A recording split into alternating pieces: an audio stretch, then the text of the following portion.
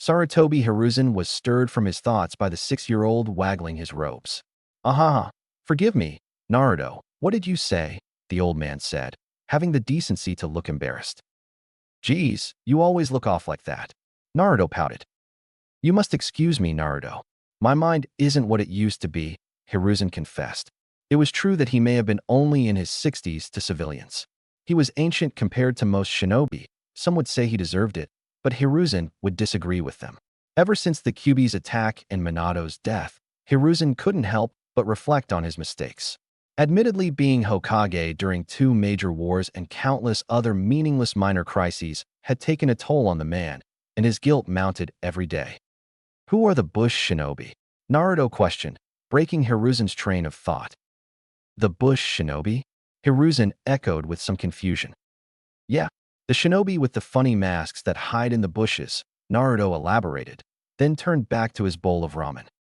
Ah, the Yambiyu guard, Hiruzen mused. He was surprised that Naruto had even caught glimpses. Possibly one of them had gotten careless. Maybe they had shown themselves to the boy in hopes of staving off his isolation. By the sage, he needed it. The boy hardly had any friends as it was. They're called Yambiyu Naruto. They take important missions that other ninja cannot do, the old man returned. They often work in secret so that others can't see them. Why were they following me then? He inquired, eyes wide and blinking owlishly. Because I ordered them to protect you, the old man replied amiably. The young boy beamed like a fox and returned to gorging his ramen with gusto. Naruto, the cook to the boy, eat more slowly or you'll get sick. No intelligible reply was given, but it gave everyone at the stand a laugh listening to him attempt to speak through his ramen. Hey Gigi, Naruto questioned. Yes, Naruto? Do you think I could be one of those A and BU? Hiruzen's mind came to a halt as he switched gears. No, he said sternly. Naruto looked surprised by his response. Why not, he pouted. Naruto, the ENBU take on missions that are not only dangerous for the shinobi who takes it on, but also is dangerous for the village. It was for the best that the notion was put out prematurely, Hiruzen thought to himself. By the sage he had fought with half the damn council to keep him out of that cursed branch. He wanted to see Naruto at least have the best youth he could under the circumstances, though even that seemed to backfire on him as Naruto had been all but ostracized by the village and seemed that the life of a shinobi was his only escape from notoriety. Hiruzen sighed heavily as he thought back to his decisions concerning Naruto's childhood.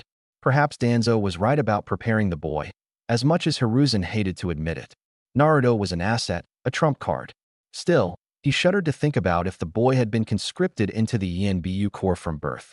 No, it was for the best that he was shielded from it. Besides, he would be going to the academy in a year and a half's time. He was broken from his thoughts when a masked shinobi flickered into existence from his left. Hokage-sama, your presence is required. Hiruzen groaned once more and moved from his seat. Well, Naruto, I hope that you have enjoyed your ramen as much as I have, he told the young Jinchuriki. Naruto gave him his trademark grin and gave him a thumbs up. Thanks for the ramen, Gigi. The old man smiled at the boy's exuberance. He moved down the street toward the tower, leaving young Naruto to stew in his thoughts as he requested another bowl of ramen. Those AMBU guys sounded pretty cool. Even though Gigi doesn't want me to be one, he thought glumly. He said they go on super secret missions. Maybe I can go on my own super secret mission. That'll teach him that I can totally be ANBU.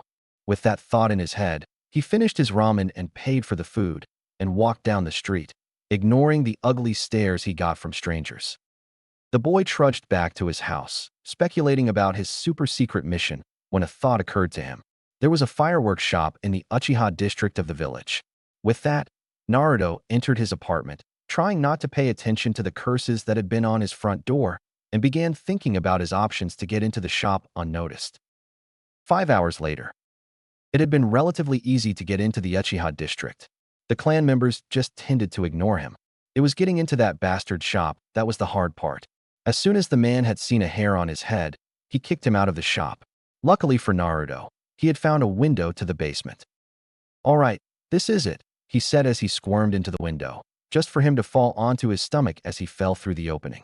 He groaned and lay on the floor, waiting for the pain to subside. As he slowly got back onto his feet, he became confused by the ordnance lying around him. Hey, I thought this was a fireworks shop, not a damn armory. He muttered to himself. One of the boxes caught his attention with the paper that it contained. The flowing ink seemed to draw him in. He picked up a sheet and dropped it quickly as he recognized what it was. Explosion tag, he whispered. Wait, how did I know that? His thoughts were interrupted by the trapdoor rattling. Naruto quickly dove into the box full of seals and put the lid on top. He could hear 2 sets of footsteps come down the stairs. As the 2 reached the bottom, he could listen to bits of their conversation. Is everything ready? It is Fugaka-sama. You've done well, thank you. The pair talked for quite a bit, but they moved back up the stairs after a while, and Naruto breathed a sigh of relief. Just be sure that there was no one else. He waited a time until he clambered out of the box. It was now dark, and Naruto, getting cold feet, decided that it wasn't worth the trouble he could get into for this stunt and was on his way out. That is until he heard the screaming. It was dark. The night had an eerie quality that gave those who were still walking the streets of the Uchiha district a distinct shiver, as if the Shinigami was breathing down their necks. How true they realized such a thought to be when the screaming began. At first, no one was sure what was really happening, but as more and more people crashed to the dirt, reports came in that it was the clan head's eldest son. In light of this, Daichi Uchiha had hidden in his shop. His shop was civilian, with many fireworks and the like to supply during holidays and festivals. Yet, in the basement of his shop, many articles would be found predominantly in the ninja district. Kunai, shuriken, fuma shuriken, explosive tags, and other various weapons used by the ninja of his era were well stocked and ready to be put out for sale. But no such thing was to be done with these weapons. They were to be used for the glory of the Uchiha clan, to restore the Uchiha to their former power, to enact a coup d'etat upon the village of Konoha. Thus, as the former shinobi of 40 years of age sat trembling underneath the desk that held the cash register, he heard the screams come closer and closer to his fireworks store. When the voices had reached their apex, suddenly they stopped, as an audible hiss of shuriken met the air. Silence reigned throughout the street as the man sat, pissing himself, on the floor of his shop. 15 seconds, 30 seconds, a minute, now 2. The terrified man, hesitantly peeking up from his admittedly terrible hiding spot, saw that indeed no one was in nor near his shop. He closed his eyes and started to breathe slowly, an anvil lifted off his chest.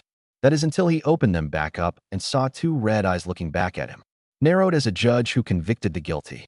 In a panic, Daichi detonated the explosive tag on the bottom of his cash register, a failsafe for thieves. Hiding in the smoke, Daichi ran to the trapdoor that held the weapons of his clan's glorious cause when a kunai pierced his thigh. As the pain raced through his leg, he tripped down the stairs, causing him to break his nose on the hard concrete of his basement. At this, Daichi accepted his fate and turned to meet his executioner's eyes with blood dribbling down his chin. As he lifted his eyes to the 14-year-old boy, his rage mounted more and more. "Traitor," the man screamed. "Itachi, our clan could have been among the greatest in history, bowing 2-1, yet the Hokage has turned you against us." More shade than human, the boy silently walked down the stairs, his eyes forever fixed on the veteran with cold indifference. When he reached the bottom, he unsheathed his ninjato and moved like a ghost into stance. "I loved our clan with all my heart, uncle," Itachi said quietly, "but I love Konoha more."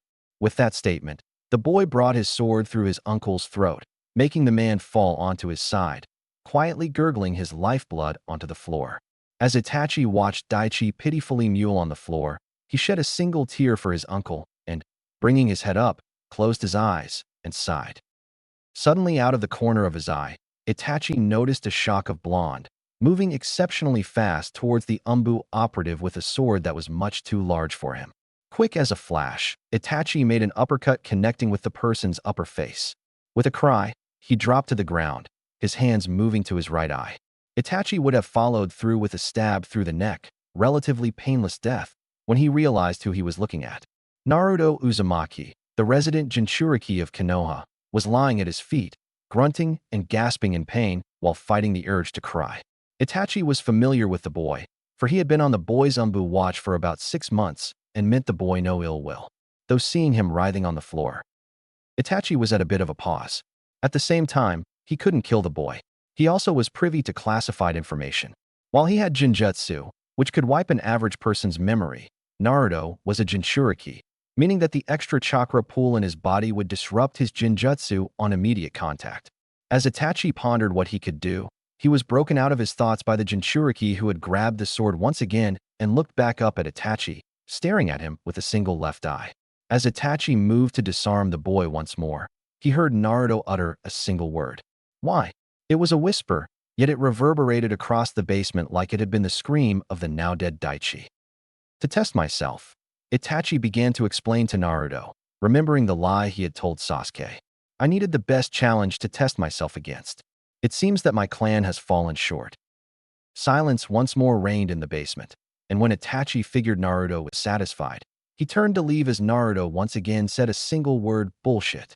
Itachi's eyes widened a fraction as he turned back to the 8-year-old boy looking at him with rage-filled eyes. Your eyes, Naruto breathed. They're just like mine.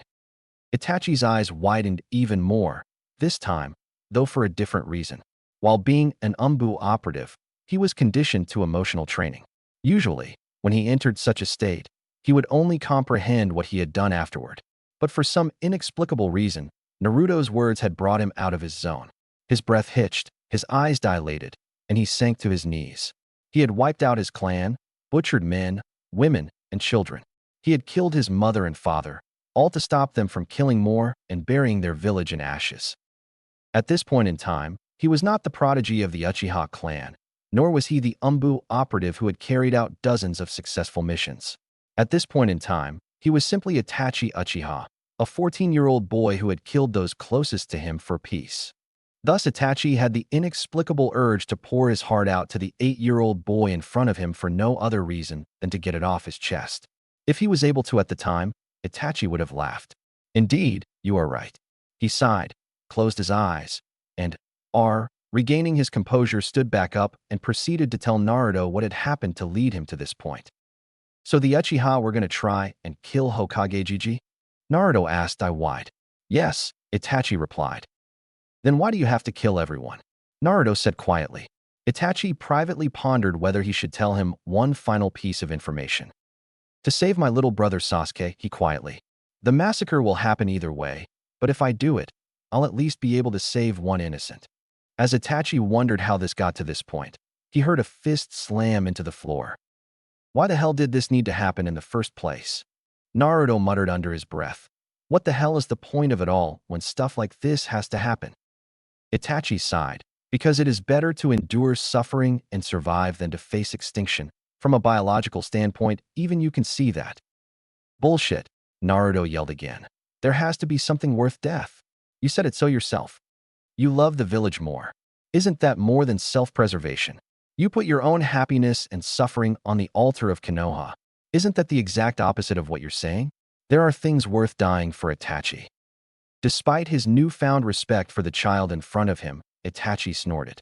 You are a mere child. How can you claim to know such things? Because otherwise my parents died in vain and left me here all alone. I refuse to believe that. Every time I look at the Hokage monument, I feel that. You're right, I am just a kid, but that doesn't mean I don't feel the same pull that you do. The 14-year-old looked at the mourning orphan and saw something that very few others had seen in him. He was not a prankster, not a good-for-nothing ragamuffin, nor a demon fox, but the makings of a leader. He was old enough to remember when people still spoke of the lost clan of the Uzumaki, distinguished for their determination. While the young boy looked nothing like an Uzumaki, he believed that notion. Itachi came to a split-second decision. He was about to damn himself to the deepest, darkest pits of hell. Perhaps he could help someone that deserved it out of those pits himself. He chuckled mirthlessly while looking at Naruto's bloody and now destroyed right eye. Thank you, Naruto, Itachi said softly. Huh? What for? Naruto inquired, still clutching his right eye. For giving me strength, Itachi answered. And for that, and to help you become Hokage, I am going to give you a gift. Naruto was about to reply when the butt of Itachi's ninjato met with his forehead, knocking him out cold. The Umbu operative caught him and laid him on the ground. Indeed, I will give you the best gift I can give if I don't botch the surgery. That is, Itachi said more to himself than anything else. He bent down beside the boy and performed 5 hand signs. Boar, dog, bird, monkey, ram. Smoke appeared beside him, masking whatever he had just summoned. I pray that this works, he murmured.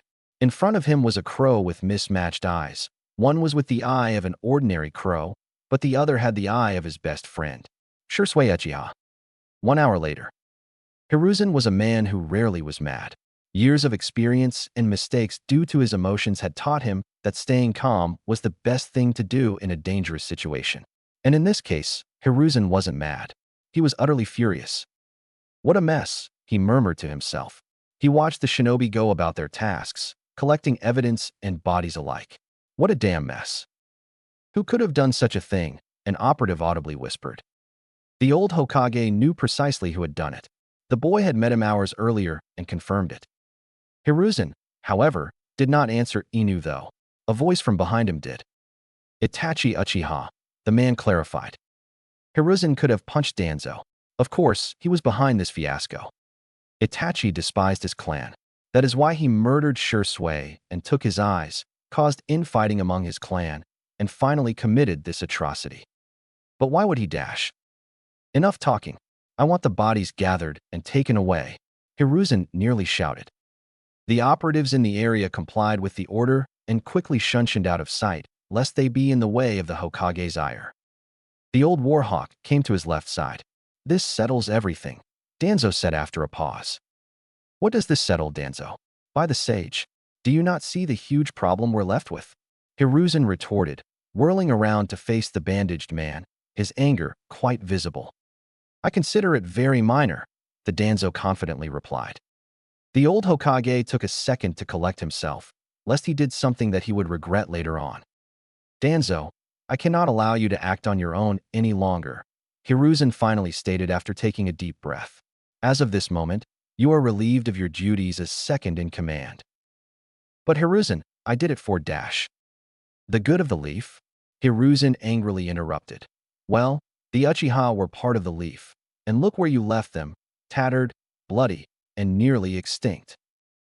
Sacrifices are necessary for the good of the whole, Danzo coldly answered. Hiruzen was close to his breaking point, so he took another second to calm himself. Your ANBU and NE will be dissolved. I will deal with you later, and until then, you are confined to your quarters. Danzo gave no outward sign of anger or frustration, but Hiruzen could see how his cane was shaking slightly. I understand, Hokage-sama, he hollowly said and turned away, two of his shinobi flanking him. Hiruzen sighed and turned the other direction from which Danzo was and started to walk up the district's main street. First the Senju, then the Uzumaki, now this? He murmured regretfully. He knew that many Nuke-nin, bandits, and possibly other significant factions would take advantage of the situation. Indeed, Konoha had been severely weakened in the last few wars despite coming out on top, and this could have been the straw that broke the camel's back. Inu flickered into sight. Hokage-sama, he began. We've found a survivor.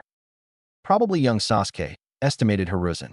Take him to the medical facilities. Make sure he isn't under any jinjutsu, he commanded. Inu nodded and created a shadow clone that flickered out of sight. There's something else, Hokage-sama, Inu said while walking up to the aged man. I found Naruto-kun in the district, he said in a loud, lowly voice. Hiruzen's eyes widened, and his knuckles turned white. Take me to him, he commanded harshly. Inu nodded and whispered. I found him in the basement of Daichi's shop. He was unconscious, but he was stable. The aged man breathed a sigh of relief and composed himself. He wished they could move faster, but as Hokage, he had an appearance to keep. The shop was in mayhem.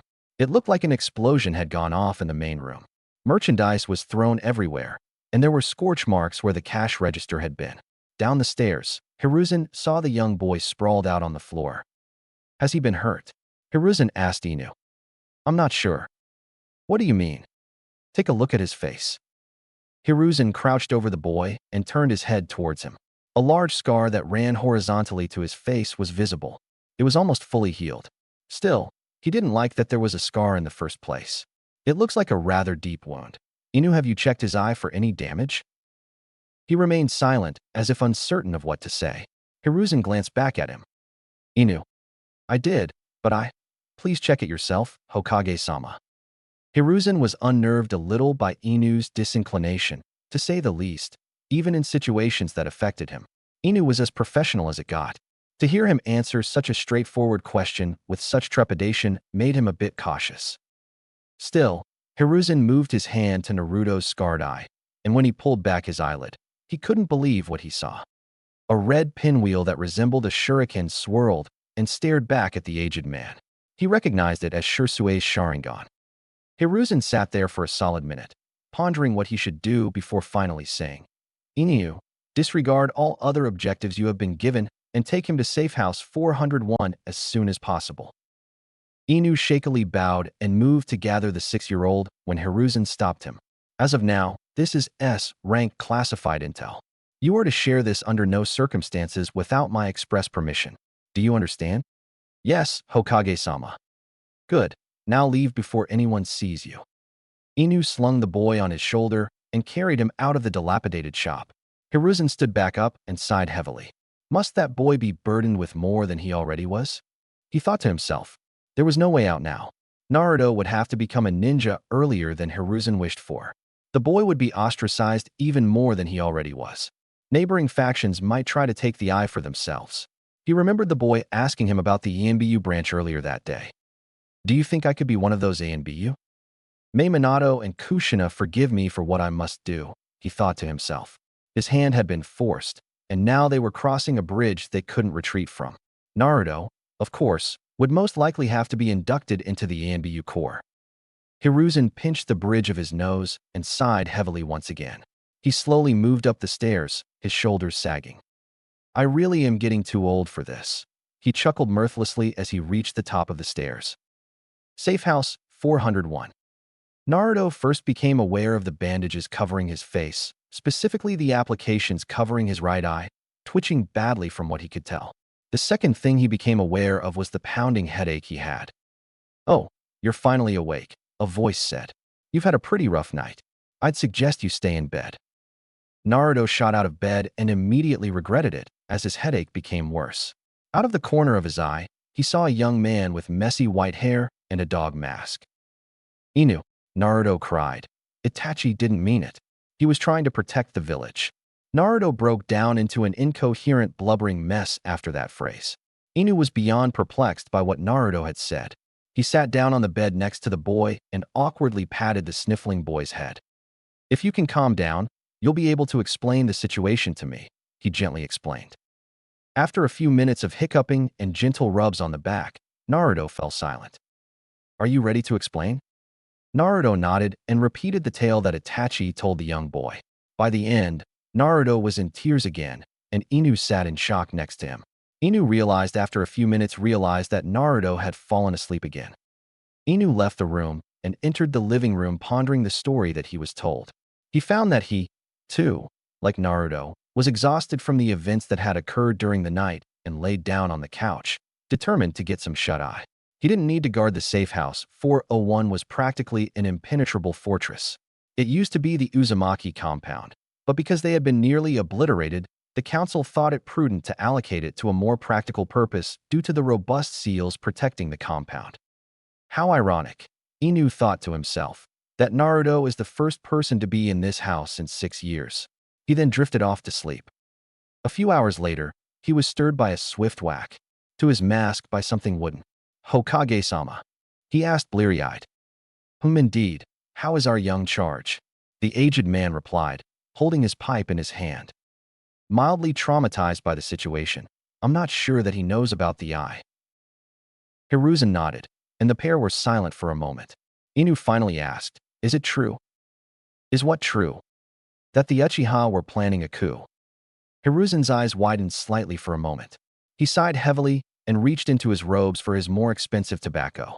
He did not have a tool on him, so he mashed the tobacco into his pipe with his thumb.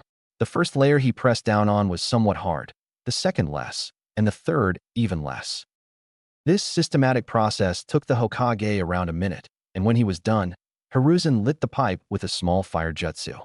He deeply sucked the smoke into his lungs through his mouth and expelled it through his nose, filling the room with the scent of pipe tobacco. His shoulders sagged, and somehow he looked 20 years older than his actual age. "Yes," Hiruzen finally said. Inu took off his mask, revealing Kakashi Hitaki, and looked up at his superior. "So what are you going to do about this whole situation now?" he asked. Itachi will be branded a traitor, and his name will be put in the bingo books. Hiruzen calmly explained. How can you justify that? Kakashi all but shouted. He averted what could have been a civil war, and you're just going to throw him to the wayside like a broken tool. Hiruzen was silent for a moment and replied, Itachi asked me to it, so that his clan's honor would not be tarnished. Kakashi looked away at that. We've got to posture as if nothing is wrong, Hiruzen said, opting to change the subject. Especially in regards to Kumo, they might try and pull a stunt as they did 3 years ago. That was a political disaster, to say the least. During a diplomatic meeting, the Kumo shinobi attempted to kidnap the heiress to the Hyuga clan. They were caught. Still, Kumo had plausible deniability in regards to the situation and claimed they knew nothing about it. They then had the gall to ask for the head of the man who had killed the shinobi, who happened to be Hisashi Hyuga. In a series of events to which Hiruzen was not privy, his twin brother was sent instead. The Inuzuka will take over the police while Jinin and Chunin to reinforce them, continued Hiruzen. I will call an emergency meeting in the morning to discuss this with the council. The village will be put in a state of lockdown for a week or so to give the appearance of control over the situation. In the meantime, I want you to stay here with Naruto. My previous order concerning you and Naruto fraternizing is rescinded. Though the young man wasn't showing it, he was relieved with the last statement. The old Hokage had ordered him to stay away from Naruto for his protection. It would have been very convenient for the 4th Hokage student to meet with a village orphan with spiky blonde hair. While Kakashi understood the order, it didn't mean he liked it. With the order decommissioned, he could finally help Naruto from outside of the shadows. Man, this place is just depressing, Naruto groaned. He was standing in what looked like a sewer with water covering about a half-inch of the floor. He had been walking through the place for a while now, but it didn't seem to lead anywhere. I wonder if there is a way out of here, he muttered to himself, wondering whether he was just going to be stuck here forever. Nevertheless, he kept on walking, hoping to see an exit out of the tunnel. Suddenly he could see something ahead of him. With a yippee, he ran toward what he thought to be an exit, only to be met with broad iron bars with a piece of paper that said seal. What the hell is this place? Naruto muttered, staring at what looked to be a giant cage. My hell, my own personal hell, a deep, ominous voice from behind the cages said. Who's there? Naruto shouted, suddenly afraid. Come closer, and I'll tell you, the voice called out. Naruto came up to the bars when a clawed, orange, and covered in fur slammed into the bars, making a sound like a hammer striking an anvil, only amplified by about 100 times. Then a large red eye appeared out of the darkness, frightening the boy further. With all the bad luck I have, you would have been given that cursed eye. The being roared, the eye of the traitor to my father's will. Naruto was scared witless at this point, but as the boy was prone to do in dire situations, he hid it under a veneer of confidence. What the hell are you talking about, you bastard? He yelled angrily. The being just chuckled. Look into the water, you fool. The boy reluctantly looked into the water, and what he saw surprised him. Red Eye with a pinwheel pattern in the middle stared back at the young boy. Naruto's eyes widened as he remembered Itachi's words. I am going to give you a gift. What in the world? He said out loud. The being said nothing but released a roar that sent the boy back to the land of the living. Naruto's eyes flew wide open, vividly recalling the dream that he had. Or was it a dream? He wasn't sure. There were no windows in the small room he had slept in, and there was no clock to tell the time. Inu wasn't in the bedroom this time, and the place was eerily quiet. Suddenly, he remembered the being that pointed out his eye. Naruto felt the bandages that covered his right eye and felt his stomach turn itself inside out. If it was real, what was that thing, and what was the eye for that matter? Ripping off the bandages, he was suddenly hit by a wave of nausea. He held his hand out in front of him, which he seemed to be seeing double of, more specifically as if his eye was trying to predict where his hand would be a second later. He tied the bandages around his eye, leaving the implanted one clear of any obstructions. This time he seemed to see the prediction only. What the hell is this thing? He murmured. Getting out of bed, he exited the room he had spent the last night in and entered the living room. Man, this place is sad, Naruto said. It had looked like all the paint had been stripped off, and what was left was wood and concrete, giving a prison-like feel. There was furniture, a table, chairs, and a couch, but it wasn't very much. Wanting to study his eye further, he exited the room and entered the bathroom. Peering into the mirror, He saw the eye with the strange markings on it. Naruto remembered what the being said the night before. "The eye of the traitor to my father's will," he murmured. "Enjoying your new toy?" a voice said. "Gah." Naruto whirled to the doorway and saw Kakashi. "Inu, you scared me," Naruto exclaimed. Kakashi simply waved his hand, giving Naruto his trademark one-eyed smile. "It's Kakashi. I'm off duty." So that's your real name." "Yup." Kakashi nonchalantly twirled around, headed back to the living room. "You hungry, kid?" Naruto's stomach growled at that, to which Kakashi chuckled. "Don't worry, I'll find something in here," and started to forage through the cupboards, attempting to find something edible for the pair to eat. The boy turned back to the mirror, examining the eye once again. "What exactly is this thing?" Naruto asked. "It's a Sharingan," Kakashi replied, not bothering to turn back to him. "What is it supposed to do?" "Well, do you want the long or short?" "Huh. You can predict people's movements with it," Kakashi said, still not bothering to look back. "Ah, here we go. You want pork or chicken ramen?" "Chicken, please," the boy said. "Alrighty then." Kakashi took 2 of the packets from the cupboard and got to business. Naruto, at this point, had moved from the bathroom back to the living room. "So how long am I going to stay here?" "Not sure." "Do you know why I'm here specifically?" "Yes, but I'm not allowed to answer that." "What even is this place?" "That's classified." "Can you give me any straight answers?" "Considering the nature of your questions, no." Naruto threw his hands up at that and moved to the couch, glowering as he went. The next 10 minutes were spent in silence, with Naruto brooding on the couch and Kakashi aptly ignoring the sulking boy. "Do you know what's going to happen to me?" he said, finally breaking the silence. Kakashi hummed, still looking at the ramen. "Well, Hokage-sama has ordered me to train you because of that eye currently stuck in your head." At this point, he stopped to ladle out the ramen into 2 bowls. "After that, well, I haven't been told anything, but considering you are now aware of classified intel, you'll probably be moved to a branch of the ANBU, most likely Patrol and Escort Division."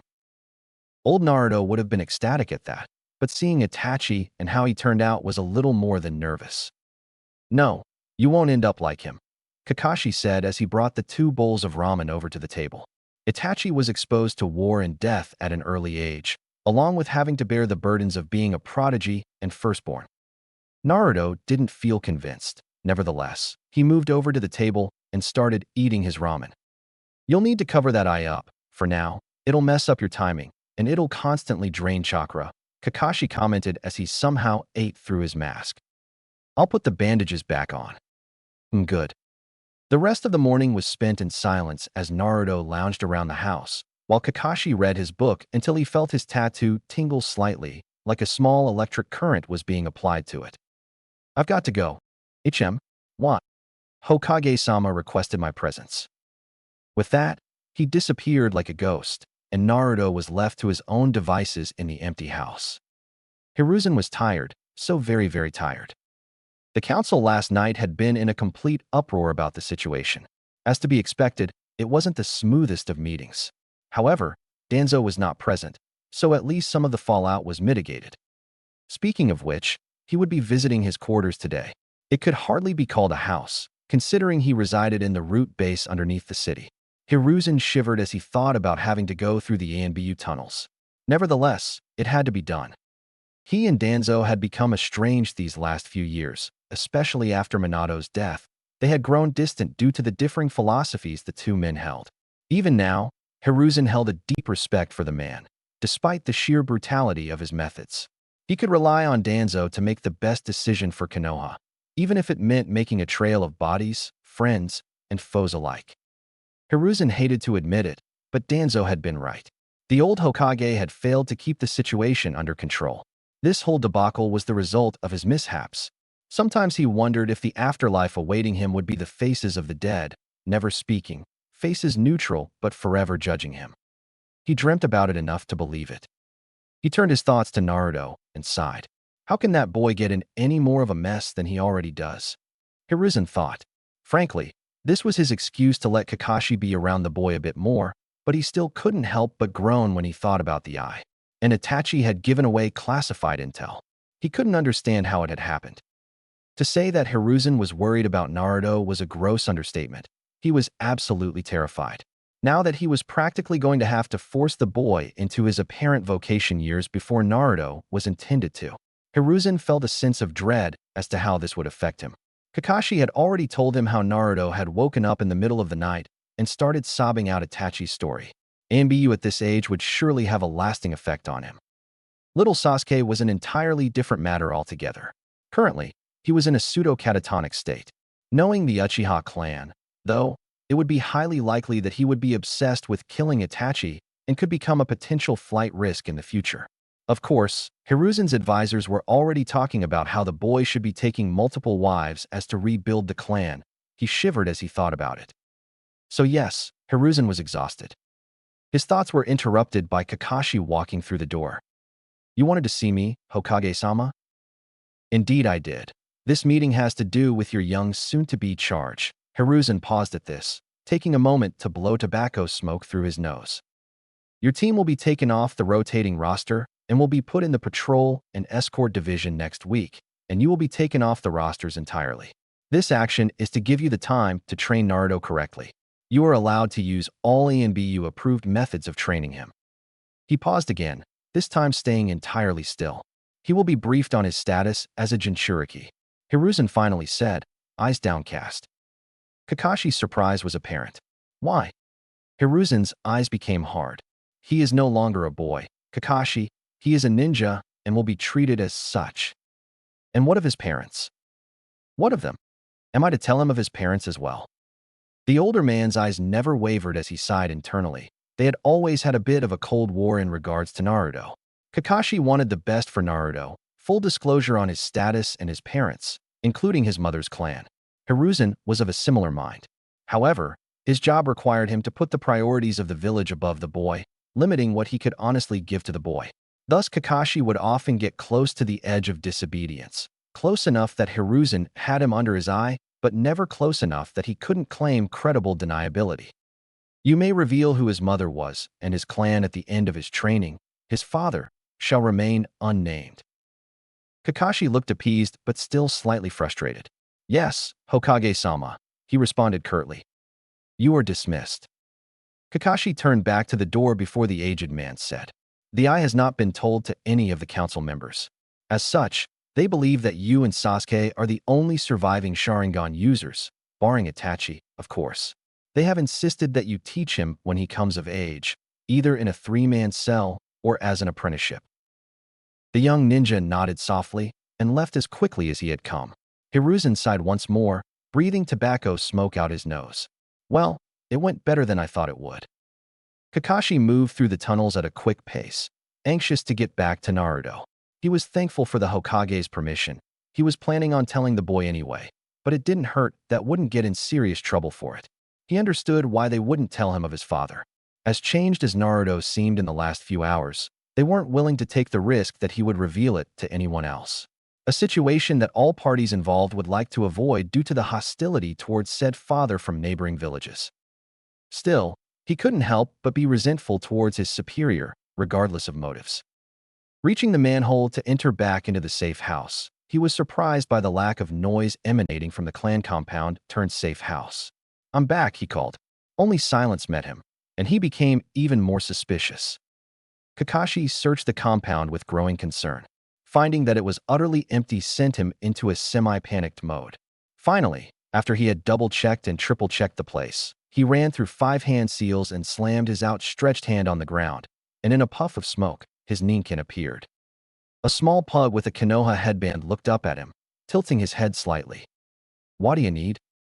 "I need you to search the compound for a scent." Kakashi thought for a second about what Hana had told him once. It should smell vaguely like a fox. The pug shrugged his shoulders, or at least what Kakashi took to be a shrugging motion, and began to search the compound. After a few minutes of searching, the pug neared the manhole. "I found it. You were right. It does smell like a fox. Whatever it was, it went down here and entered the tunnels." Kakashi's stomach dropped like lead. "Is the scent still strong? Can we find him in the tunnels?" Desperation slightly creeped into his voice. The ninkin grunted and said, "Should be able to." Kakashi wasted no time moving the cover aside and jumped into the tunnels, followed by the pug. "It leads this way." The pug motioned to their right and went down the tunnel with Kakashi following close behind him. The tunnels were mostly quiet, though a few patrols passed them with silent acknowledgement passing between the parties. After going for what seemed to be miles, they finally arrived at the exit.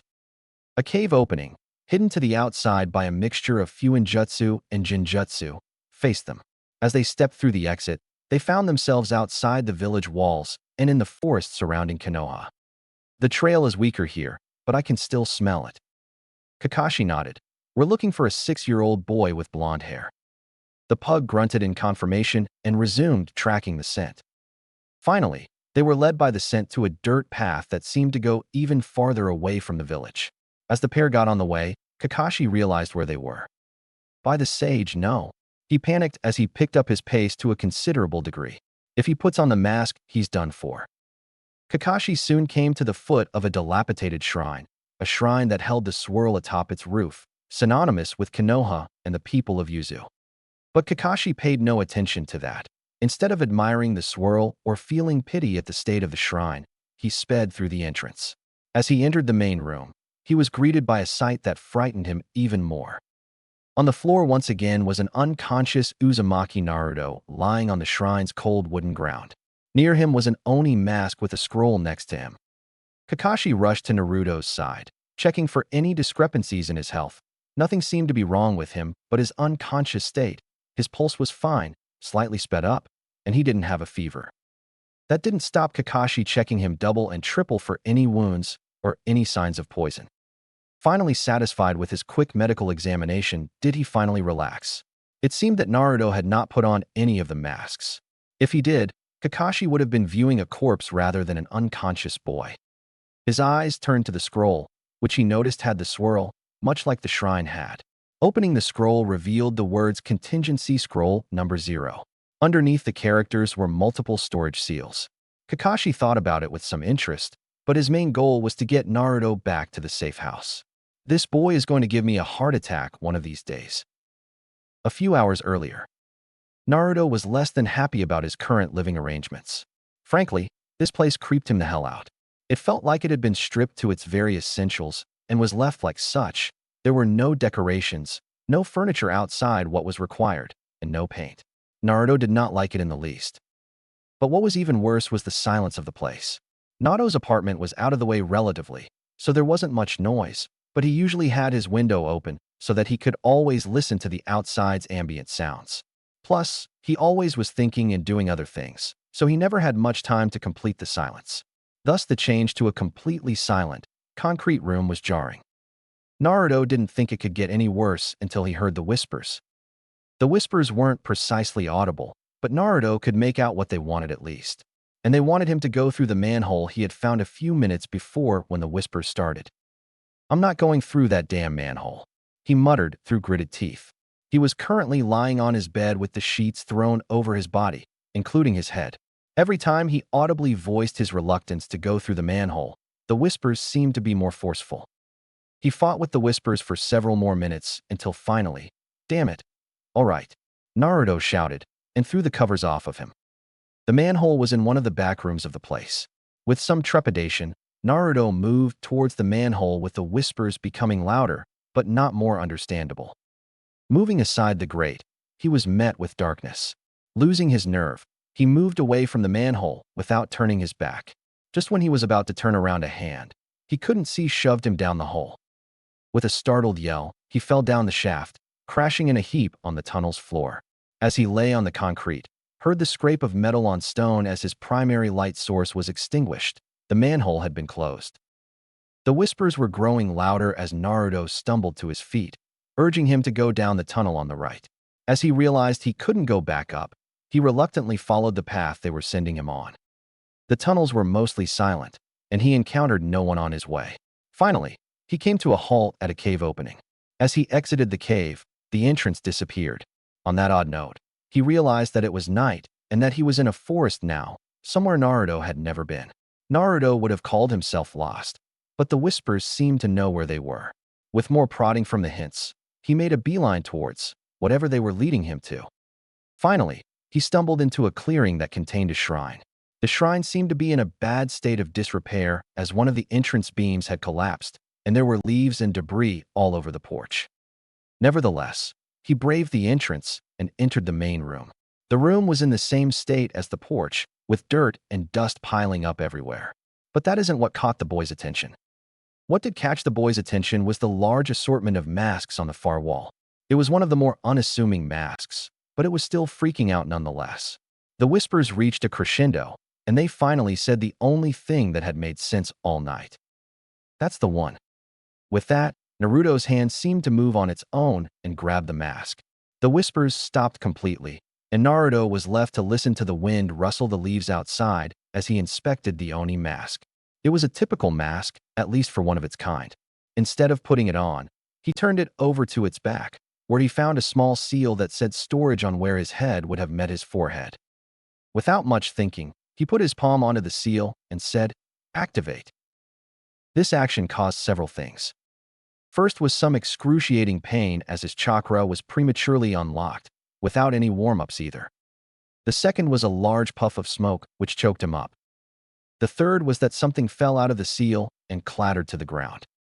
With that, Naruto promptly passed out from the pain caused to his Tenketsu system. Naruto's eyes opened, and he was in the same bed that he had found himself in that morning.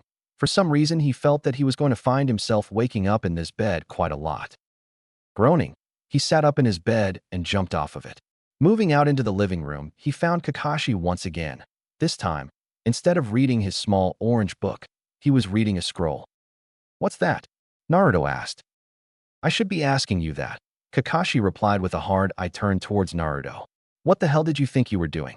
I had no clue where you were, and when I found you, you were passed out on the floor of the masked shrine."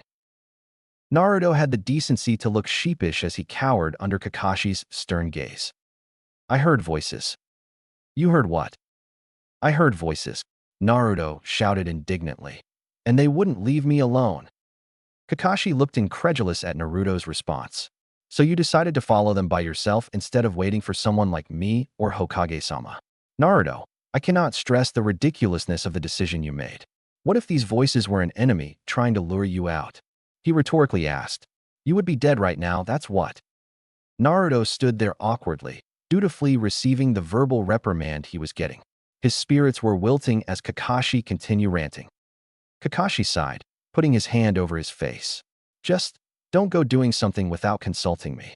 I'm going to be your teacher for the next 6 months, which means you're going to have to follow my directions to the letter dash." "Yes, sensei." Kakashi stopped rambling as he looked over at the boy. He was on the verge of tears. He sighed again. "I'm not mad, Naruto, I just don't want anything bad to happen to you." "Why do you care anyways? You hate me just like everyone else. You only care because Gigi told you to take care of me." At this point, Naruto was openly crying and snot poured out of his nose.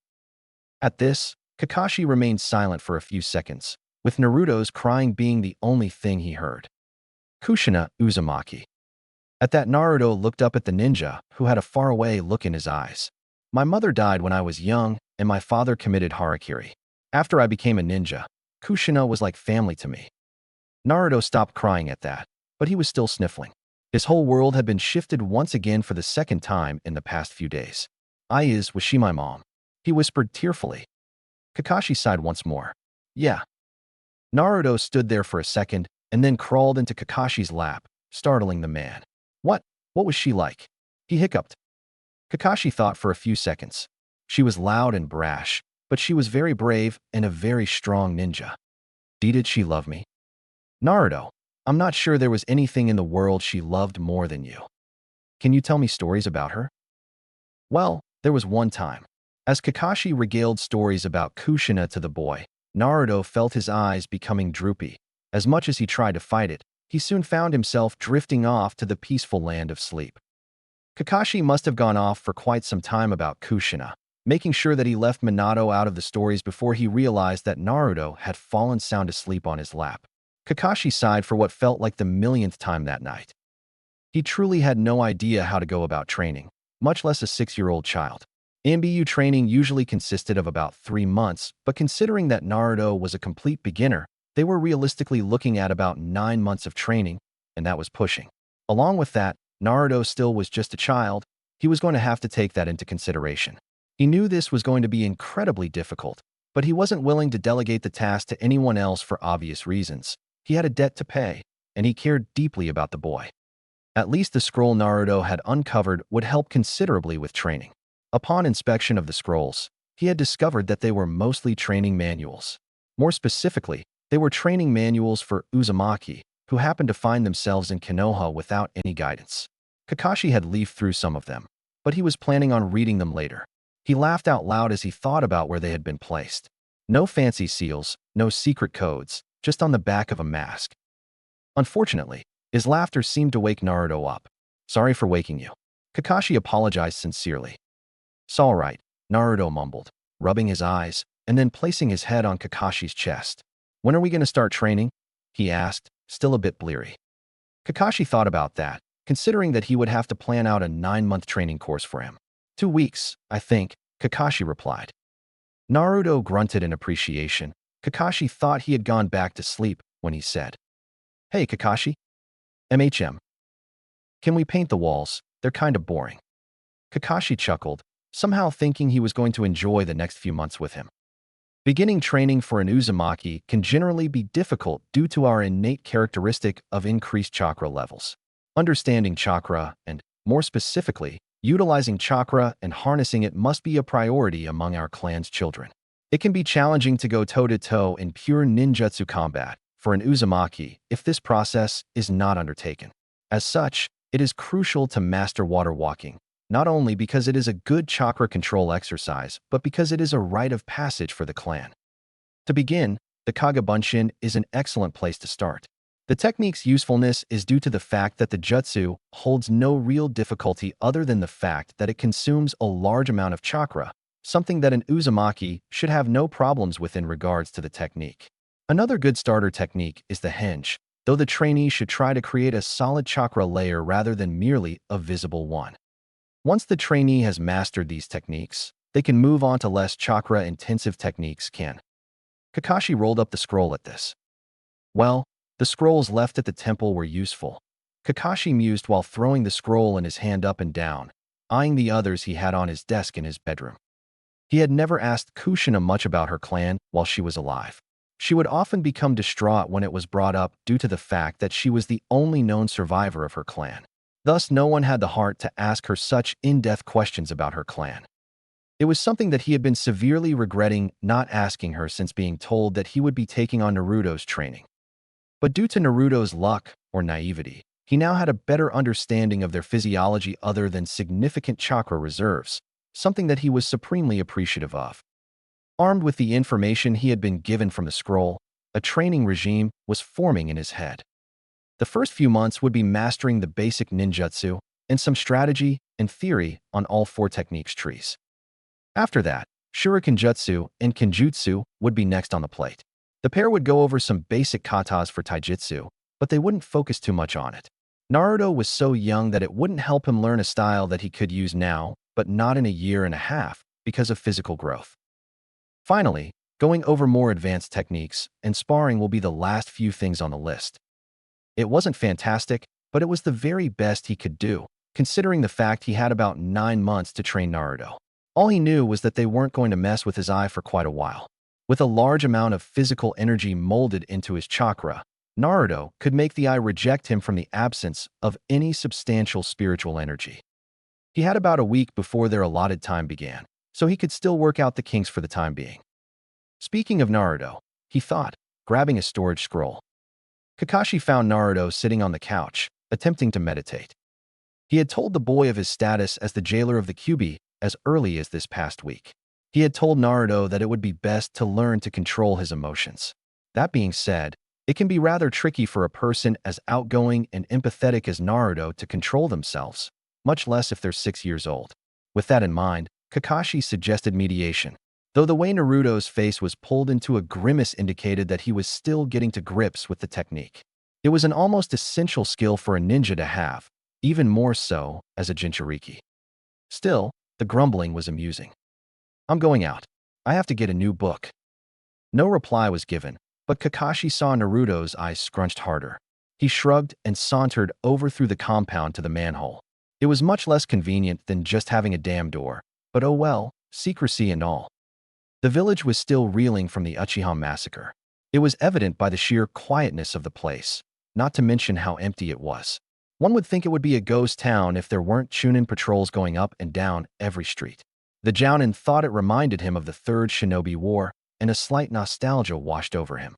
Remember all the shitty missions he took on. Kakashi didn't like them at the time, no one did, but he couldn't but feel a small amount of wistfulness when he thought about those weeks. His squad, huddling around a campfire out in the no-man's land that was the Iwa Konoha border. Those were the days, Kakashi mused out loud, wandering down the main street. In reality, he wasn't picking up a new Ika book as much as he wished it to be the case. Instead, he would get training manuals and other supplies that he would need in the coming months at the supply center and a few other things from various other shops. Kakashi was reasonably confident that he could teach Naruto the shinobi arts. However, considering the boy was just out of his toddler phase, he was a little out of his depth. The supply depot was a pretty dull-looking building compared to some other buildings in the village. A square, concrete building that reached some 20 feet in the air greeted Kakashi as he turned the corner. Entering the depot, he was greeted by a Chunin at the front desk. "Ah, Kakashi-san, what can I do for you today?" "I need to place an order," Kakashi replied casually. "In that case, please fill out one of these, please." The Chunin slid a piece of paper that contained the order. The sound of pencil meeting paper was the only thing that was heard due to its quietness. While the Chunin looked mildly uncomfortable as she peered up expectantly at him, Kakashi paid neither her nor the silence any mind. His hand stopped over weapons. Kakashi pondered the question. He hadn't thought about training Naruto with anything other than the standard-issue Chukodo given to ANBU members. As he stood there, thinking it over, an idea occurred to him. Did Naruto know how to read and write?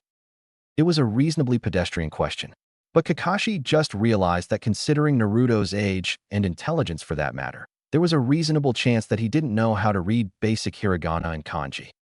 The ANBU member put his palm to his face and sighed, which only served to make the Chunin even more uncomfortable. Is something the matter?" No. Well, yes, but it doesn't matter," Kakashi replied in a somewhat exasperated tone. Oh, I see," she hastily returned. The awkward silence resumed as Kakashi filled out the final pieces of information that the order needed. When he handed it to her, he added, "Could you put in an order for a book on hiragana and kanji as well?" The silence was so uncomfortable now that the Chunin was visibly sweating. Yes, I believe that can be arranged," she said weakly, wondering why the hell Kakashi Hatake would ever need a book on essential reading and writing when the order's stated purpose was personal training. "Well, if that's all, I'll be going now," Kakashi said, none the wiser to the Chunin's confusion and consternation, and walked out the door. The rest of the trip was mostly uneventful. Still, Kakashi decided to make the most of it by going and getting groceries and checking up on Naruto's apartment while staying at the compound. His apartment wasn't the best-looking place, with stuff strewn all over the place. But the worst place definitely was the training room. Naruto didn't really have a use for the training room yet, so the boy could think of the best thing to stuff all his junk into the small room. With another ripple of exasperation, Kakashi created a shadow clone. The clone looked at him with a small amount of betrayal in his eyes. Still, it dutifully started picking up the mess that Naruto had made. Kakashi took a minute to look through the rest of the blonde's apartment. It had the same problem as the training room, but to a lesser degree than the former. He opened the refrigerator to find that there wasn't much in it. Some milk and green onions, but that was about it. Kakashi then opened his cabinets and found out why. They were chock full of ramen packets. "That explains it," Kakashi said sardonically. His bedroom was in a mildly better state, but his bed wasn't made, and his window was open, so there were a few flies in his room. Coming back out into the main room, he saw that the clone was almost done cleaning and organizing the training room that Naruto would inevitably be using quite shortly. Kakashi dispelled the clone and winced as a flood of memories entered his mind. He would never get used to that. The trip back to the compound was mostly uneventful. Kakashi talked with a few Chunins and Jonins that he knew. Still, he didn't run into any trouble, Mado guy, so he was rather content as Kakashi climbed back up the manhole into the compound after entering the ANBU tunnels. Surprisingly, Naruto had not left his spot after a few hours, or at least if he did, Kakashi didn't know. He looked more composed than when Kakashi had left the house, to his surprise. Well, he's taking it seriously. Kakashi mused. He didn't want to interrupt the boy's concentration, but it had to be done. Hey. Naruto's eyes didn't open. Hello. A snore came from the boy's mouth. Kakashi facepalmed for the second time today. What did I expect? A 6-year-old to be able to do meditation? He grumbled to himself. An idea suddenly popped into his mind as he stood there. As Kakashi mulled the thought over in his mind, an evil grin made itself apparent, even with the mask over his face. That'll teach him to follow orders. Kakashi chuckled sadistically. Naruto woke up to the feeling of wind blowing harshly against his face and hair. His eyes snapped open as he attempted to take in the world around him. He could tell he was in a forest of some kind, though he couldn't pinpoint his exact location other than near a tree because of one simple fact. Naruto had been tied upside down to said tree. What the hell? Naruto yelled, struggling against his bonds. Kakashi appeared beside him.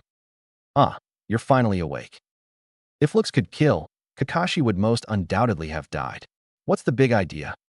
This is your first lesson. What do you mean my first lesson? How am I supposed to learn anything like this?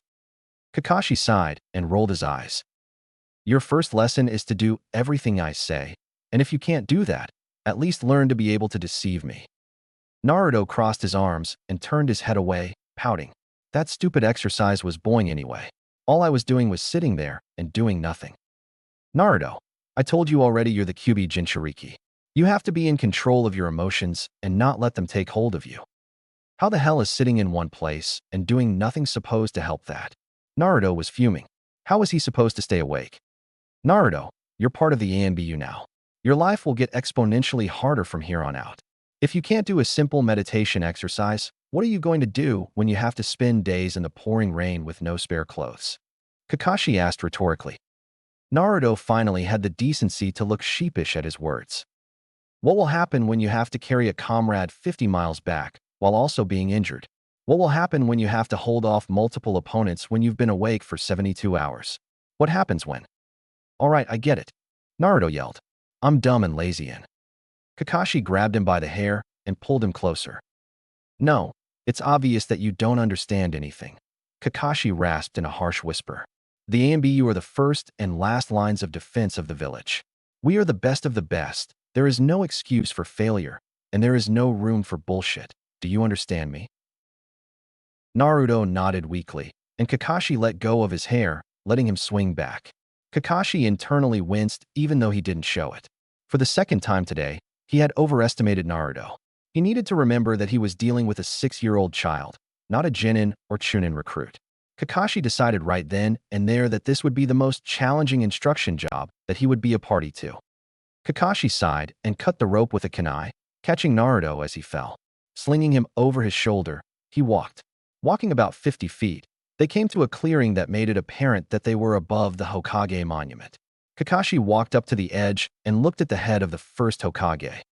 These men, Kakashi murmured, almost to himself, their dream is what we are honoring. Their wish is what we uphold.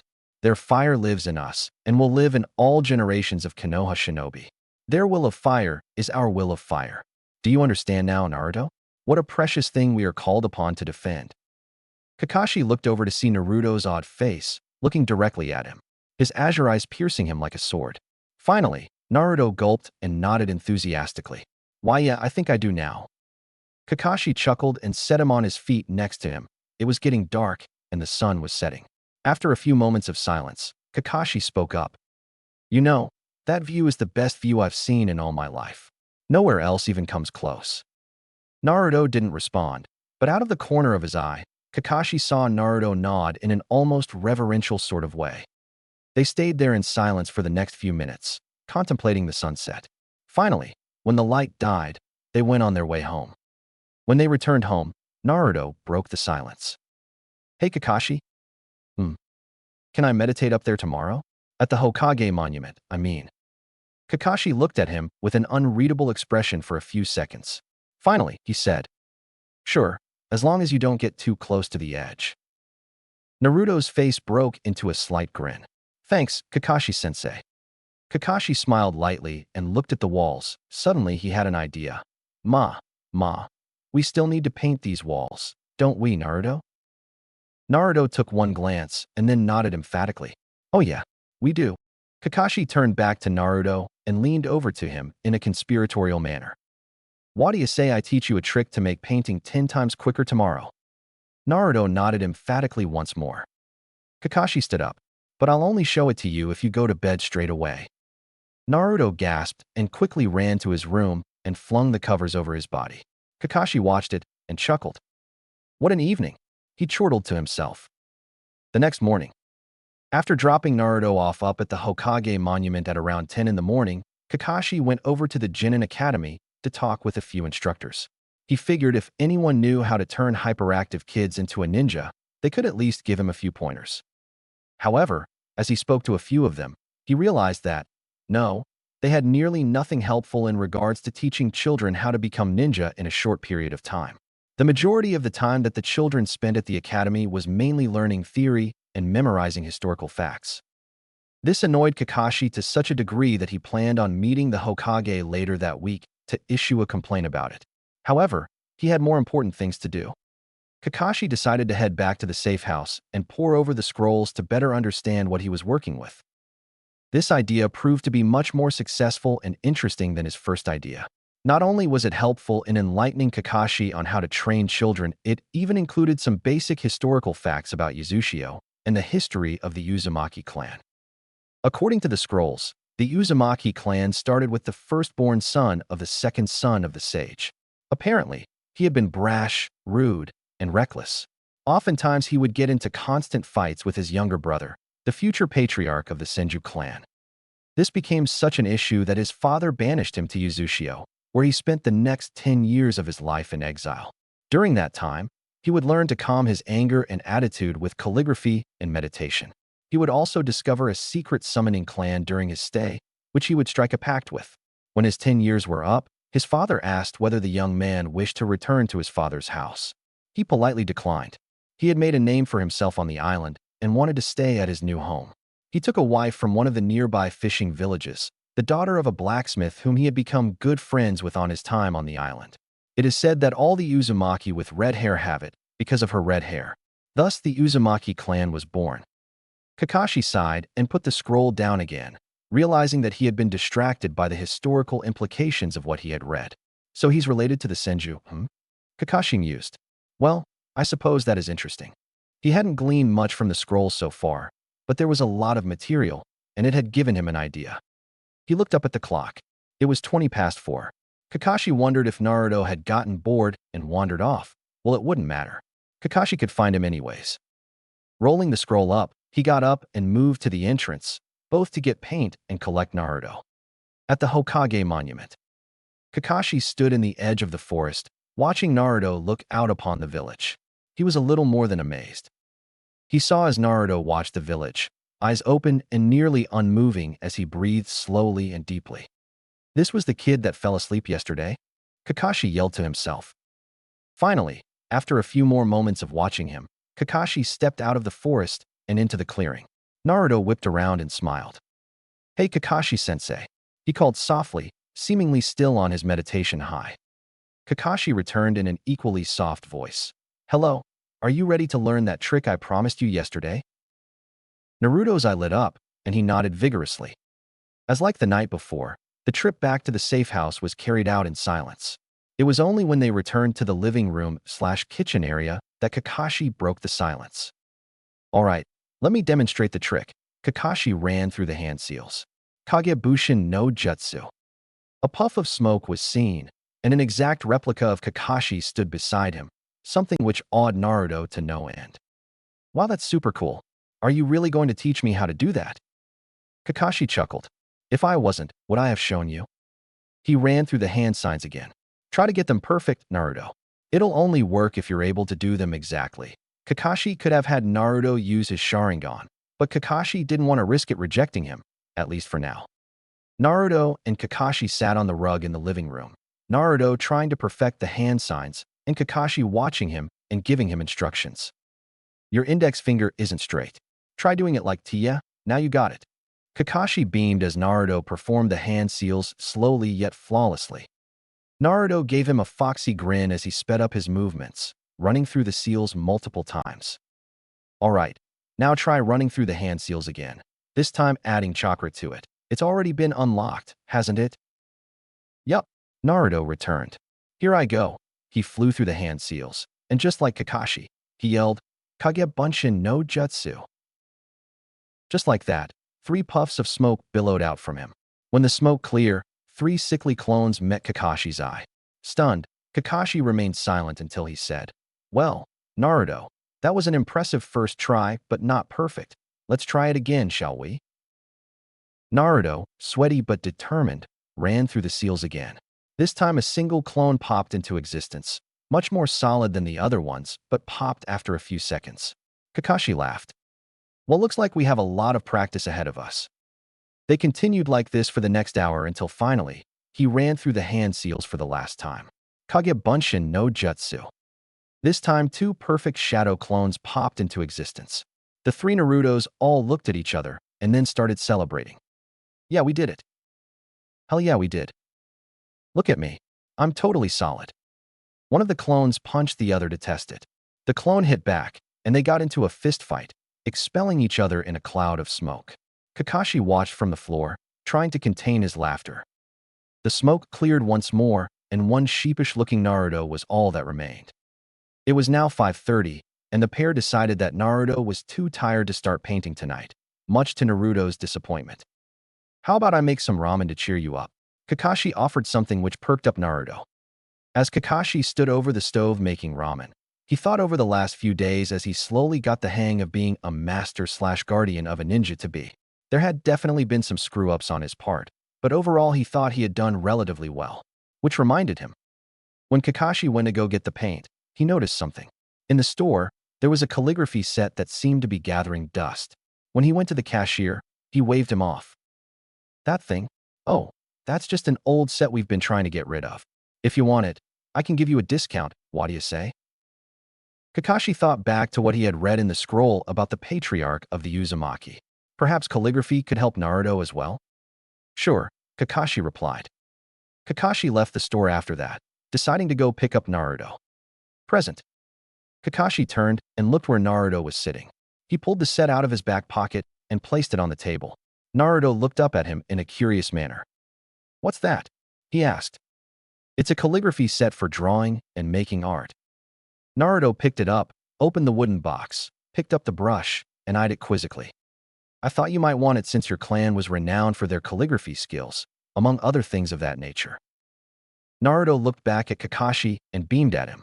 Thank you, Kakashi-sensei. Kakashi returned the smile with a no problem and turned back to making their dinner. At an undisclosed location, 2 days prior, Hiruzen walked along the ENBU tunnels. Following him were 2 ENBU operatives that he had brought along for the visit. Internally, he was worried that Danzo would do something brash. He had always been the unpredictable one, even when they were youths. Still, Hiruzen would talk to him. After all, they had been through together. He owed at least that to him. So were they at the entrance. The trio stood in front of a stone barrier, one that would open when Hiruzen stepped forward. He looked back at the pair. Stay here and wait till I return. But Hokage-sama, the one on his right protested, is that truly wise? Hiruzen shook his head. Perhaps not, but it is something I must do alone. I owe him that much. He turned back to the stone wall and stepped close to it. Suddenly the stone shifted and fell away to reveal a large circular room. The tip of the dome was easily 50 feet in the air. In the middle stood the war hawk of Konoha. Hiruzen took a few steps into the room. Behind him, he heard the stone slab return to its place with a large slam. Hiruzen focused his attention on Danzo. Well, Hiruzen, what did you want to talk about? Danzo asked in a sharp tone. The aged Hokage narrowed his eyes. So he was going to be like that, eh? What the hell possessed you to do such a thing? Hiruzen demanded. Danzo narrowed his eyes as well. I already told you. I did it for the good of the Vildash. Do not give me any of that horseshit. Hiruzen bellowed, finally losing the temper that had been steadily increasing since he took the hat for the second time. The Uchiha were a part of the village, and you ordered a massacre of them. Danzo, uncowed by his old friend's temper, returned just as angrily. a part of the village that was plotting to destroy the rest of it. Do you know what that is called, Hiruzen? A cancer on the whole. You've been slowly pushing them over the edge ever since the QB attacked. Can you really stand there and tell me that you had nothing to do with it? No, I cannot, Danzo answered. But at least I try to clean up my own mess. Don't you dare try and change the subject. You would have let the leaf fall into civil war. Maybe Shui could have prevented it, but for how long? Could he have really used his genjutsu on the entire clan? One of the clansmen would have done something anyway and further alienated the Uchiha from the village, undoing all of the work we would have done for months in mere days. Can you really stand there and say you had any better solution? Danzo laughed cruelly. Oh, I know. How about giving them an innocent man's head on a platter like you did with the Kumo fiasco? Danzo, perhaps I may be a fool, but at least I try to do the right thing, even if it gets people hurt. Maybe that will never be good enough, but no one will ever love a village if it does not love them. The two older men stood there, seemingly out of anger. They both seemed to have aged a further 20 years after their outbursts. Suddenly Danzo started to chuckle. We're both old fools, Hiruzen, both trying to live up to the same man. The Hokage bowed his head. Yes, we are, aren't we? I inherited his heart while you inherited his head. And yet neither of us is half the man he was. Danzo returned. The pair shared a mirthless yet genuine chuckle at the joke. Hiruzen finally said, Danzo, I do not wish to fight with you. We've both made terrible mistakes, done unspeakable things, all for the sake of this village. As you said, we are one of a kind. Danzo was silent for a moment and then responded in a tired voice. Perhaps it would be for the good of the village if we were to stop our petty quarrel of morals and do something more constructive. Hiruzen snorted. Danzo was ever the pragmatist. Still, at least he had listened to him in some capacity. I'm giving you a clean slate, Danzo. You have a year to do whatever you need to cancel your operations. I want your men to be cycled into the standard rosters and their seals removed. If I hear that they have continued after that period, I will have no choice but to imprison you or execute you. Danzo nodded, somehow looking older than Hiruzen at this point. What shall my position be after this? Hiruzen looked at him in silence and then finally answered. We all have to atone for our sins somehow, Danzo, either in this life or in the next. Once again, silence met the air before Hiruzen spoke again. You will be the headmaster of the Genin Academy. Silence shock met the Hokage's command. After a few moments, Hiruzen turned around and moved towards the stone slab. He looked back at Danzo one last time to see his shocked face. I pray you do the right thing, old friend, Hiruzen said, then left. Danzo was left in shock as an agent landed at his right. Danzo-sama, will we be moving forward with the plan? The right thing, Danzo murmured under his breath. Danzo-sama. No, we will not, he suddenly declared, breaking from his reverie. In a week, an anonymous donation of eyes will be made to the Konoha Hospital. Do you understand me, agent? The agent seemed shocked at his master's change, but nodded nonetheless. Yes, Danzo-sama, I understand. Good, as you heard the old man.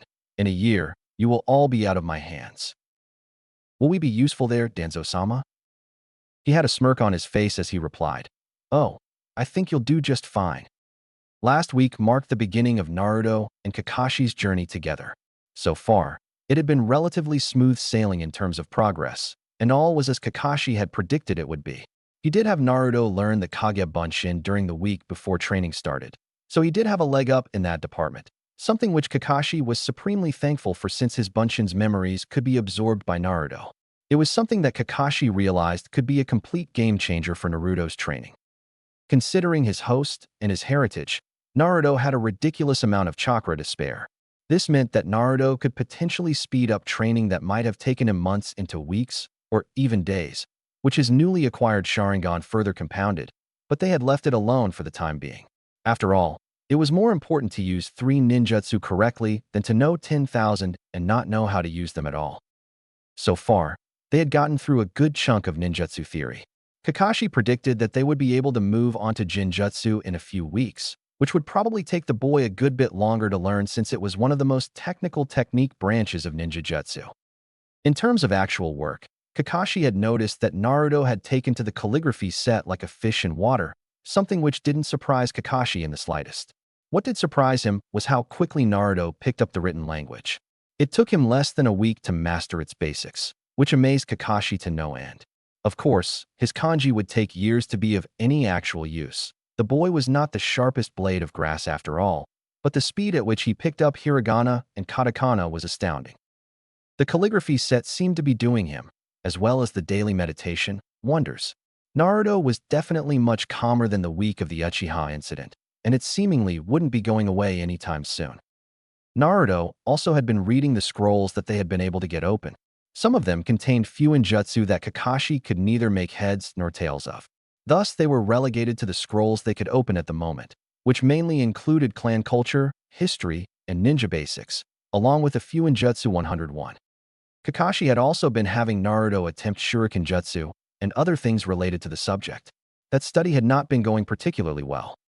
Speaking of which, Kakashi left his musing to view Naruto, who was attempting to hit an abandoned training pole that they had come across. Naruto had complained about the stuffiness of the safe house, and quite frankly, Kakashi had agreed.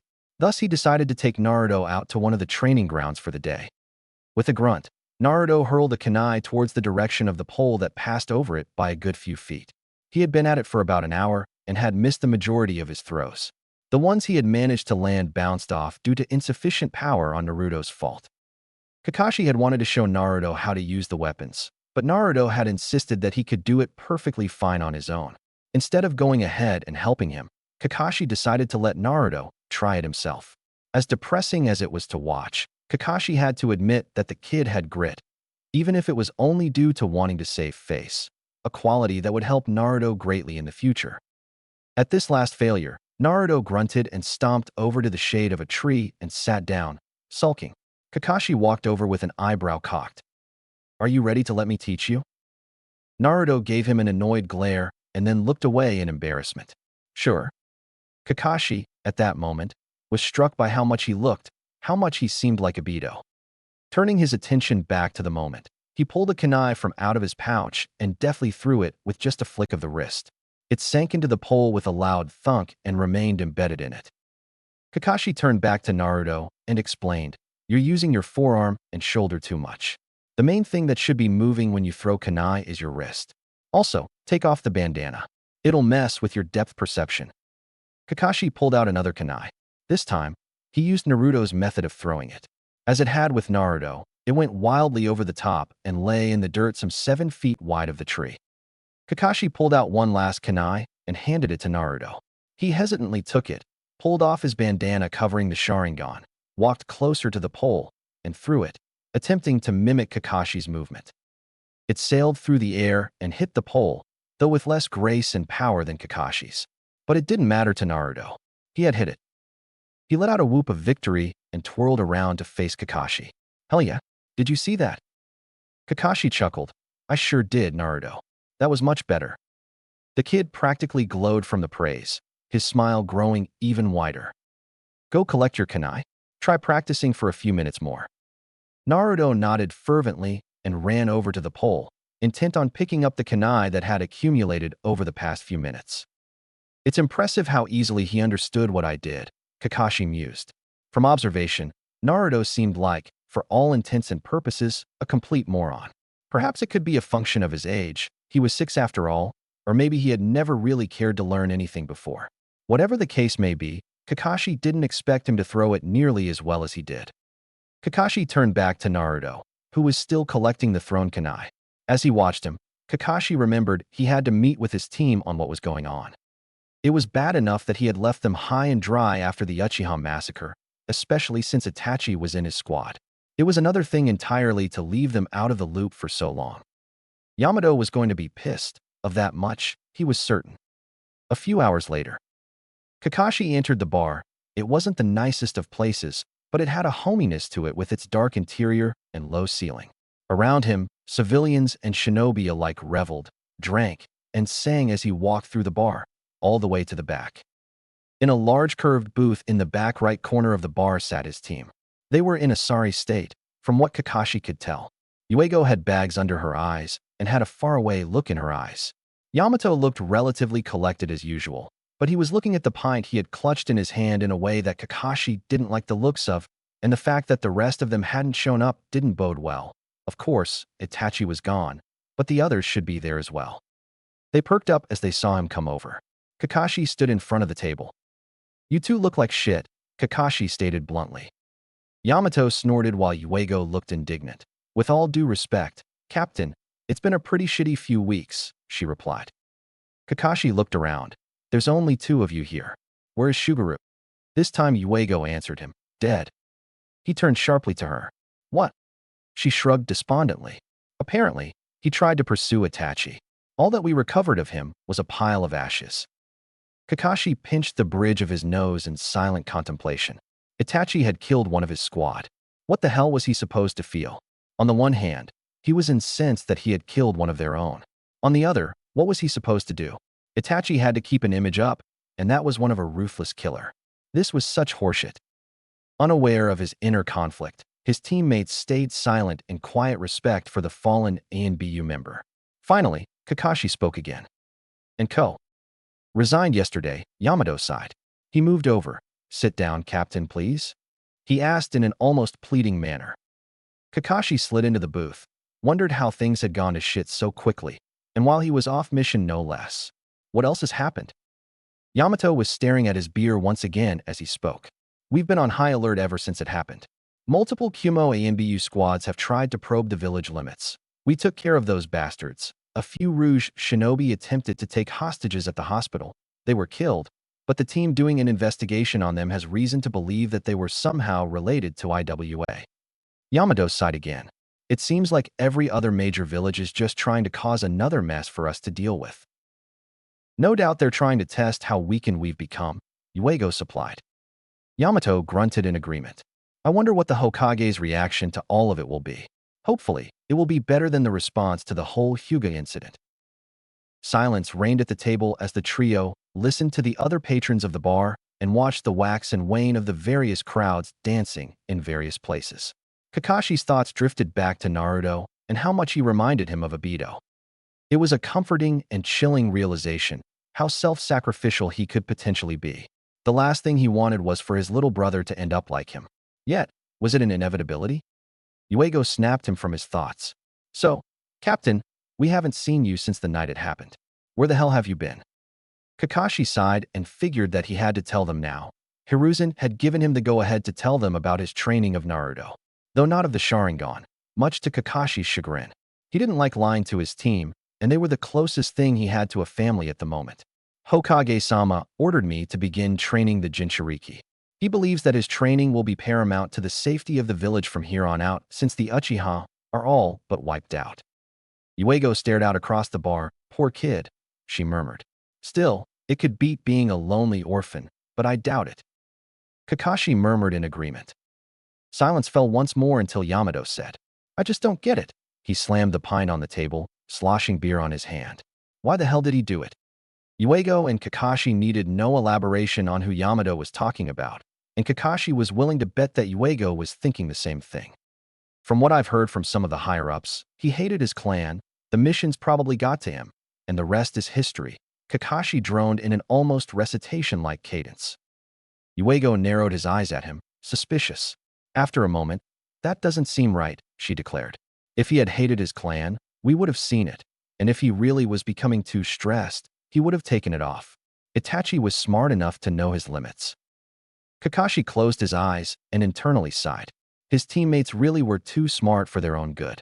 "Listen, I can't give you the details, but there was a method to his madness." He got up to leave, but Yuego grabbed his shirt.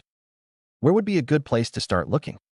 Kakashi looked over his shoulder, viewing his expectant teammates' faces. After a moment's silence, he spoke. "Shursue's death was pretty unusual, wasn't it?" Kakashi turned around and left the bar, leaving his two disconcerted squadmates behind. The next day, the general hustle and bustle of the village was slowly returning to the hidden leaf.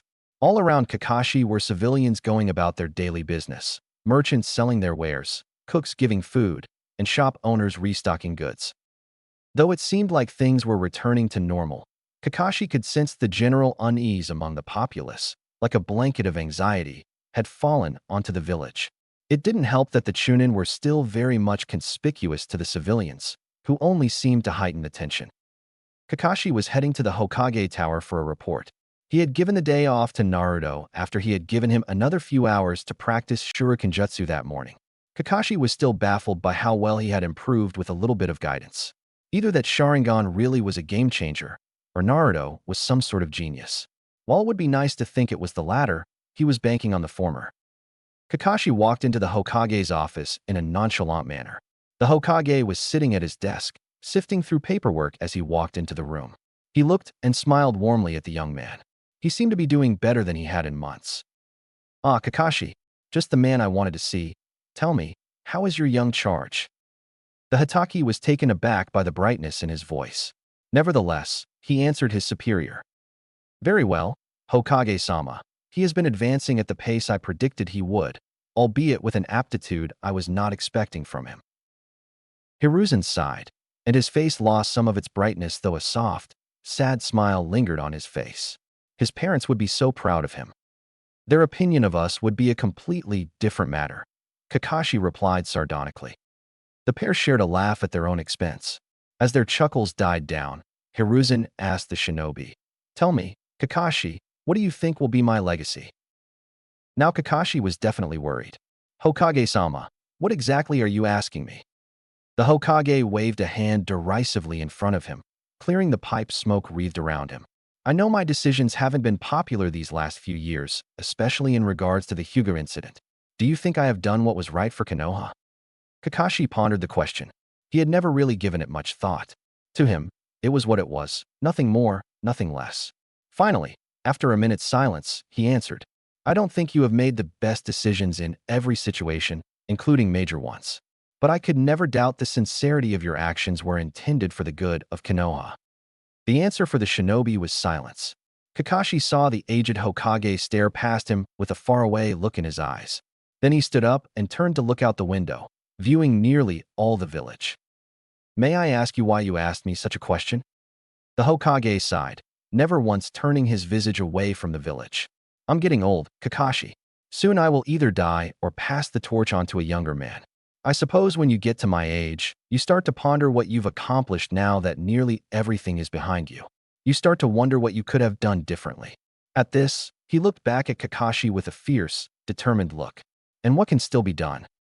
"And what does that mean?" Kakashi shot back suspiciously. "It means that there will be a complete overhaul of the shinobi system. Starting next year, the headmaster of the academy will be Danzo." Kakashi was stunned by the declaration made by the Hokage. But Hokage, surely you can't be serious." Hiruzen laughed out loud at that.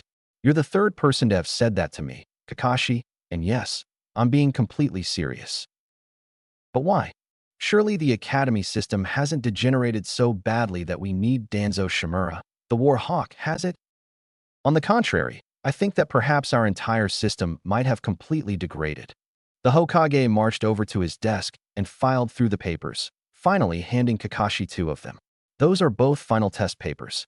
One of them is dated from being under the reign of the second Hokage, the other from 5 years ago."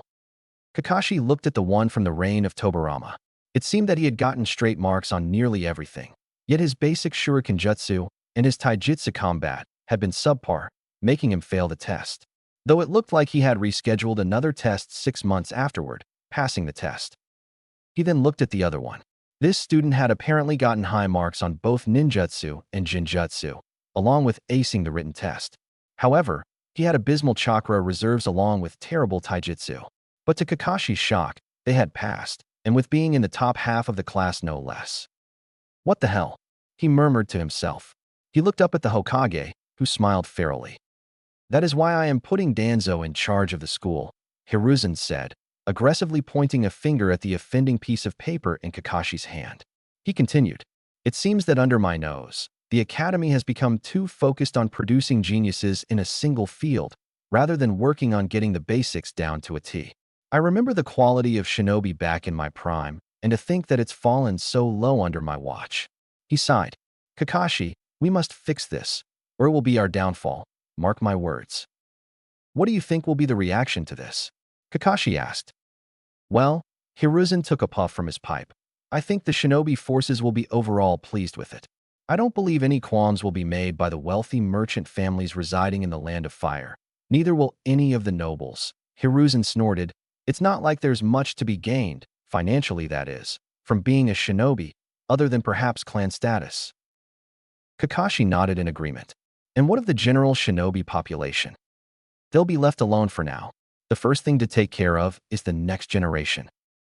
The Hokage nodded and moved back, sitting down in his chair with a grunt. One last thing, Hokage-sama, 3 of my squad are gone. What'll be done about them? The Hokage shuffled through his papers. I'll take care of it, my boy. If that is all, you are free to leave. Kakashi left, and Hiruzen was left to manage Kakashi's team. Very soon, he was able to narrow it down to a few people. Finally, he was able to decide. He would leave a spot out for Naruto. He was due to join the squad in a year, but the remaining he would fill with a Hyuga who had recently joined the ANBU, and Hiruzen tried to stifle his laughter as he decided on the next member. Just because I'm an old geezer doesn't mean I don't get to have any fun. He chuckled to himself. The hidden ANBU in the corner started to sweat in fear as he worried about what his superior was doing. Back at the safe house. Though it had only been 2 weeks since he had started studying how to read, it had become quite apparent to even Naruto himself that he was well on his way to being totally proficient at reading hiragana. As such, Naruto was lounging on the couch, loosely looking through one of the Uzumaki scrolls, specifically at the one primarily on Fuinjutsu. The truth about the secret to our ability to utilize Fuinjutsu so well comes in the form of our blood. Due to the concentration of yang chakra in our bodies, it manifests itself in physical form in the bloodstream. This causes it to be highly reactive to chakra and susceptible to disturbances in chakra, as well as being able to receive large amounts of chakra input if needed. It also means that no one other than Uzumaki can use Uzumaki Fuinjutsu because it only reacts to our chakra. The other piece of information, the fact that we can learn Fuinjutsu at such a quick pace, is a much harder thing to explain. To understand this, one must look at much theology and the order of heaven and its relation to man. There is a collective unconscious to mankind. It lives all the gods and demons, the heroes and villains, and even the divine itself. A few have theorized that the Uzumaki perhaps have another collective unconscious built upon their original one, tying them irrevocably to their family. This phenomenon is not only seen in the Uzumaki, but also the Uchiha and their so-called curse of hatred. The deep love and passion that Uchiha feel, especially towards their kinsmen, should not be possible on a clan-wide scale, even if their culture promoted it and held it as the highest good.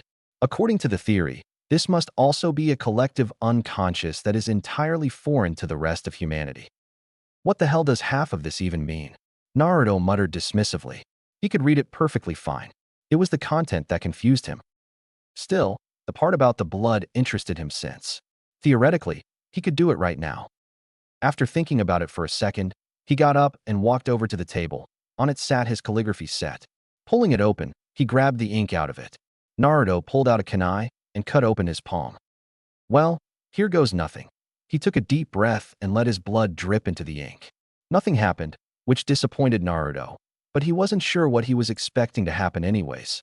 Shrugging, he went to the sink to clean his wound. It was a shallow slice, so it wouldn't take too long to heal. Still, Kakashi would probably notice. Oh well, he might as well continue with his experiment. Moving back to the table, he pulled a piece of paper from the set, along with a brush. Dipping the brush into the ink, he thought about a storage seal he had seen in the scroll earlier that day. It wasn't totally perfect, but after a few minutes, he was able to copy the seal relatively accurately from memory, barring a few streaks here and there. Naruto hesitantly pulsed chakra into his hand and pressed it against the seal. As soon as he pressed his hand against it, Naruto moved it away as quickly as possible. Several things happened at once. The first thing to happen was a loud bang. The second was a large cloud of smoke violently erupted from the seal and covered the room, and the third was a loud clatter as something fell to the floor. Coughing and waving his hands wildly, Naruto moved away from the table in a panic. When the smoke cleared, he looked back where the table was supposed to be. He found nothing but his calligraphy set on the floor along with the seal. He had sealed the table. As if things couldn't get any worse for the young boy, a familiar voice came from the doorway behind him.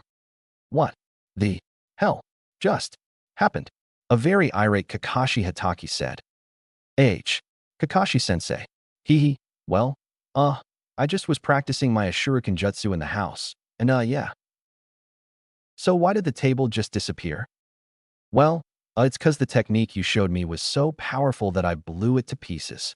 Naruto was sweating at this point. I'm so screwed. Kakashi crossed his arms and sighed. Naruto, if you want to practice Fuinjutsu, you'll have to do it under constant supervision and help from a Fuinjutsu master. Naruto looked away in humiliation, staring at the calligraphy set. It's not like there's any of us left except me, he muttered. And besides, it's not like there are any Fuinjutsu masters left out there. Now don't be like that, Naruto. Of course, there are Fuinjutsu masters out dash. No, there aren't, Naruto responded flatly. At least not Uzumaki masters. He pointed at the scroll lying on the couch. It said that only Uzumaki seals could be used by Uzumaki. And I'm all that's left. Who am I supposed to learn from? Kakashi's pose softened. After a moment's silence, he moved over to Naruto and enveloped him in a hug. I'm sorry they're gone, Naruto. Naruto stood still before melting into the hug. I didn't even know them, he whispered hoarsely. But it hurts so much, Kakashi-sensei. Kakashi patted the pained boy on the head, comforting him. We all deal with loss, Naruto. Some of us from the day we can walk, some of us from the day we're born. All we can do is weather the storm, Naruto, and keep them in our hearts. To be a shinobi is to endure. Naruto stayed in Kakashi's hug for a few moments more before he moved back. Brushing a few stray tears from his eyes, he gave Kakashi a watery smile. Suddenly wanting to get out of the situation, Naruto hurriedly grabbed his calligraphy set off the floor and handed Kakashi the seal delicately. Can I try unsealing that later? Kakashi nodded as he placed it on the kitchen counter. Suddenly remembering his confusion with the scroll, he said to Kakashi, Hey sensei, there was something weird I read in the scroll over there. You should try checking it out and seeing what it means. Kakashi moved to pick up the scroll as Naruto sat on the floor, looking through another scroll of the less dangerous variety. Though truth be told, he wasn't paying attention to his scroll as much as he was paying attention to Kakashi's reaction to the other one. Kakashi wasn't really surprised by most of it from what Naruto could tell, though after a few minutes of reading it, Kakashi raised his eyebrow and placed his hand on his chin. After that, he put the scroll away. Seemingly lost in thought, he sat on the couch for a few more minutes. Finally, he spoke. Do you mind if I take this specific scroll to the Hokage, Naruto? Surprised by the question, Naruto shrugged. Go ahead, he said. Kakashi nodded in thanks, rolled the scroll up, and put it in his pouch. He then sat a few minutes more on the couch before heading off to one of the rooms. I suggest you get some sleep, he called out behind him. We're going to start bright and early tomorrow since this was a half day. We can't afford to be slacking too much. Naruto grinned and saluted him. Of course, Kakashi-sama. Kakashi chuckled and headed off to bed, just as Naruto got up and started to head to his room. In Naruto's opinion, the last 9 months had been the hardest in his short life. Of course, he hadn't been through a lot. There was the time he ran away from the orphanage for a few days. But between losing his eye, dealing with the slave driver known as Kakashi Hitaki, he didn't want to admit to that bastard that he had grown on Naruto, and being generally on the clock every day of the week, it definitely took the cake for most challenging point in his life so far. His thoughts were broken by a punch aimed for his face, which he ducked under and lunged with a fist of his own that Kakashi promptly grabbed, and Naruto was thrown right over the tall scarecrow's head. He would have landed on his face and probably broken his nose if he hadn't switched with a shadow clone hiding in the trees. As soon as his feet landed on the tree branch, he flung a kunai with an explosive tag towards Kakashi. With the sound of explosion covering him, he switched again with a clone on the other side of the clearing and ran in the opposite direction of his opponent, intent on retreating and regrouping to think of a plan. Damn it, how could I have been so careless? He had let himself lose focus, and that's why he was currently on the defense. Suddenly Kakashi's voice rang out in his head. Excellent, Naruto, but still not good enough. Jinjutsu, Naruto realized. He brought his hands together, molded his chakra, and then released it with a loud kai. The illusion shimmered away, just in time for him to see that he was back in the clearing with 4 clones of Kakashi charging him from all sides, kunai raised. With a start, he drew the wakizashi that Kakashi had gifted him and cut through the wrist of the one to his right, dispelling it. Sweat dripped down his face and into his eyes, making them sting. Naruto ducked under the one to his left and drove the wakizashi through where a man's heart would be. It was just a target. He turned back to the two remaining clones who had jumped back when he retaliated and were now cautiously stalking him. Finally, one of them lunged. Naruto grabbed his hand and stuck an explosive seal on his forearm, and with a heave, he kicked with all his might and pushed him back to where his comrade was. Naruto backpedaled from the blast, making sure that no debris hit him. When the explosion hit, one final clone jumped out of the smoke, recklessly charging him. Naruto drove the wakizashi into his neck. Suddenly, the clone shimmered out, and a bolt of electricity shot up his arm. Screaming, Naruto dropped his short sword. All of a sudden, he felt his feet being grabbed by someone's hands, and in an instant, he was underground with only his head poking out of the dirt. The real Kakashi walked out of the tree-line and casually strolled up to Naruto, reading his infuriating porn. That was such an obvious trap. He half mused, half scolded, without taking an eye off his book. Hasn't your dear old sensei taught you better? Naruto wriggled, pretending to look angry as he bided his time, waiting for a clone to get into position. Screw you, Kakashi. That was unfair. Naruto, don't you know that doesn't exist in our line of work? Suddenly Naruto's face changed from angry to darkly amused. Yeah, I know. Suddenly a hissing was heard by both of them, and an explosion emanated from his body. Nearby, Naruto chuckled softly behind a bush. Nice try, jackass. Suddenly his feet were snagged by a wire, and his body was pulled upside down. Kakashi once again appeared from nowhere. Very, very good, Naruto, twirling a kunai on his index finger. But I still lost. He pouted. True, but I'm one of the best ninja in the village, Naruto. You won't be beating me for a while, kid. Naruto crossed his arms and looked away. It was a somewhat childish gesture that was only exacerbated by his predicament. Kakashi snorted softly. Besides, I still haven't told you that you passed. Naruto turned sharply back at him, eyes filled with hope and uncertainty. What? He all but shouted. Congratulations. You passed. Kakashi smiled and made a peace sign. Does that mean dash? Yes, it does. Hell yeah. Naruto shouted at the top of his lungs as he celebrated. Kakashi pinched his ear. Hey, we're still on public training ground. You want me to put the seal back on your tongue? Naruto blanched. Kakashi had used a seal that made Naruto unable to speak for a few weeks to force him to learn the ANBU sign language. It worked, but it was one of the most annoying things Naruto had had to deal with while training. That's what I thought, Kakashi said as he cut Naruto down. Once he was right side up once more, Naruto turned to Kakashi and beamed. So when do I start? The scarecrow ruffled the blonde's hair. I'll fill in the Hokage, and we'll see when it comes through. Kakashi cocked his head. Are you sure you're ready? Suddenly Naruto's gut started to churn. He looked away. I don't really know. He confessed. This is my first experience as a ninja, and I don't know what to expect. If you want, we see a dash. Naruto held up a hand to stop him. I'll do it, Kakashi. I've come too far to stop now, he said. Kakashi looked at him with an unreadable expression for a second, but shrugged after a moment. Suit yourself. But as Kakashi walked away, Naruto's face became uncertain. Few hours later, the Hokage's office. The shuffle of papers was all that could be heard as two elderly men sat at opposite sides of the table. One judge, the other, the accused. The aged Hokage breathed out pipe smoke through his nose as he rubbed his temples. After a second, he opened his eyes and glared at the man facing him. You're certain that this is all of them? He queried. Without a doubt, that is all of them, Danzo replied. Hiruzen pinched the bridge of his nose and closed his eyes. I had my suspicions, but I never thought that you had gone this far. Without missing a beat, Danzo replied. The only defense I can fairly give myself is that I've done everything for the sake of this village. For a second, he looked down, seemingly in shame. That was the vow I made to myself that last mission with Tobirama-sensei. At last, Hiruzen opened his eyes once more to look at the man across the table. Why haven't you raided his bases yet? 2 reasons, Danzo said. 1, it would require a large force along with a specially skilled shinobi. 2, Orochimaru is a slippery bastard, and he has dozens of hideouts. It would be hard to pinpoint his exact location, and, in the event of his escape, he would probably rather liquidate them all, rather than risk being found again. After replying, he reached over, picked up a stack of papers on Hiruzen's desk, and handed them to the old Hokage. This is the list of his experiments that are known to me, though I doubt it's complete by any stretch of the imagination. Hiruzen leafed through them, shuddering at some of them.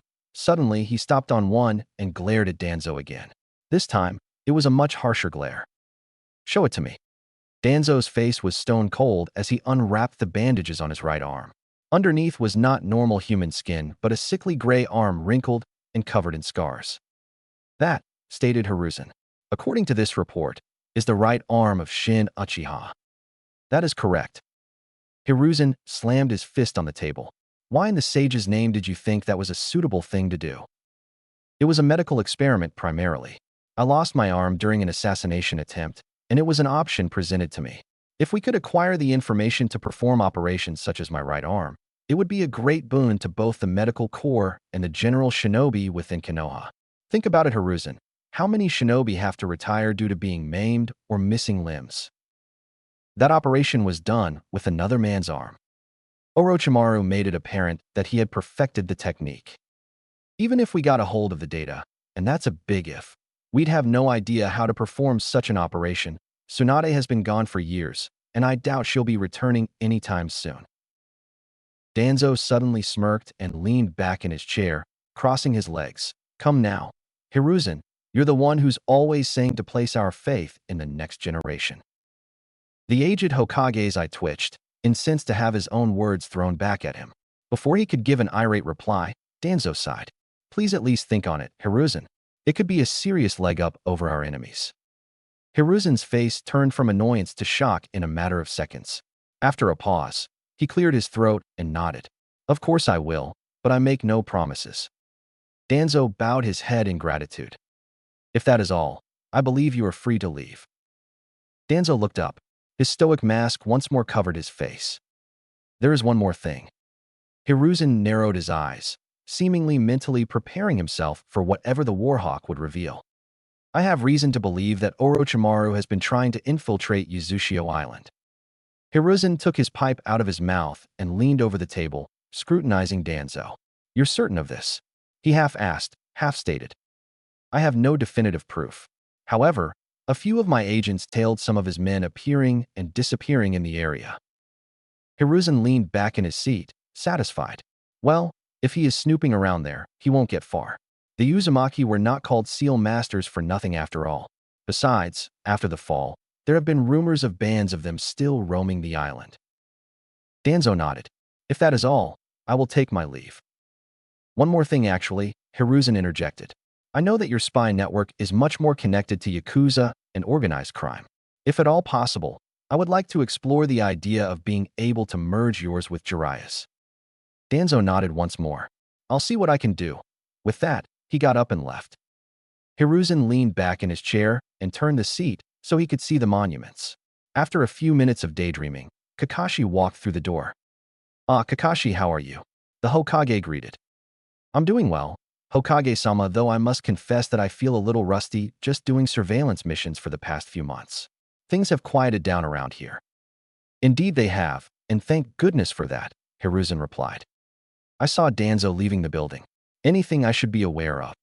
The warmth in Hiruzen's eyes dimmed a little, but he said, "It's nothing for now." Kakashi didn't look convinced, but nodded in understanding nevertheless.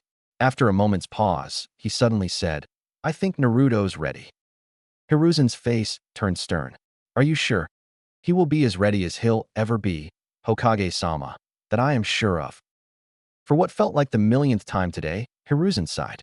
"I trust your judgment, Kakashi. I'll work through the paperwork in the coming days. In the meantime, pick up his equipment from the supply depot." "Will he be able to go through the ceremony?" Hiruzen nodded. "If that's all, I'll leave," Kakashi stated. "Kakashi, do you think it was a mistake to forgive Danzo?" He thought for a second and then replied, "I'm not sure, Hokage-sama." The old man shuffled through the report and handed the sheet containing the information on Danzo's right arm. After reading it for a second, Kakashi looked up, alarmed. "Before you ask, yes, I just verified it." "Why the hell would he do that in the first place?" Kakashi nearly shouted. "I don't know, Kakashi, but he claimed that Orochimaru had perfected the technique and that the information would prove extremely valuable to us. He claimed that his arm was a good test run for it."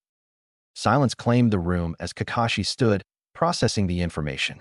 After a few seconds, Hiruzen spoke.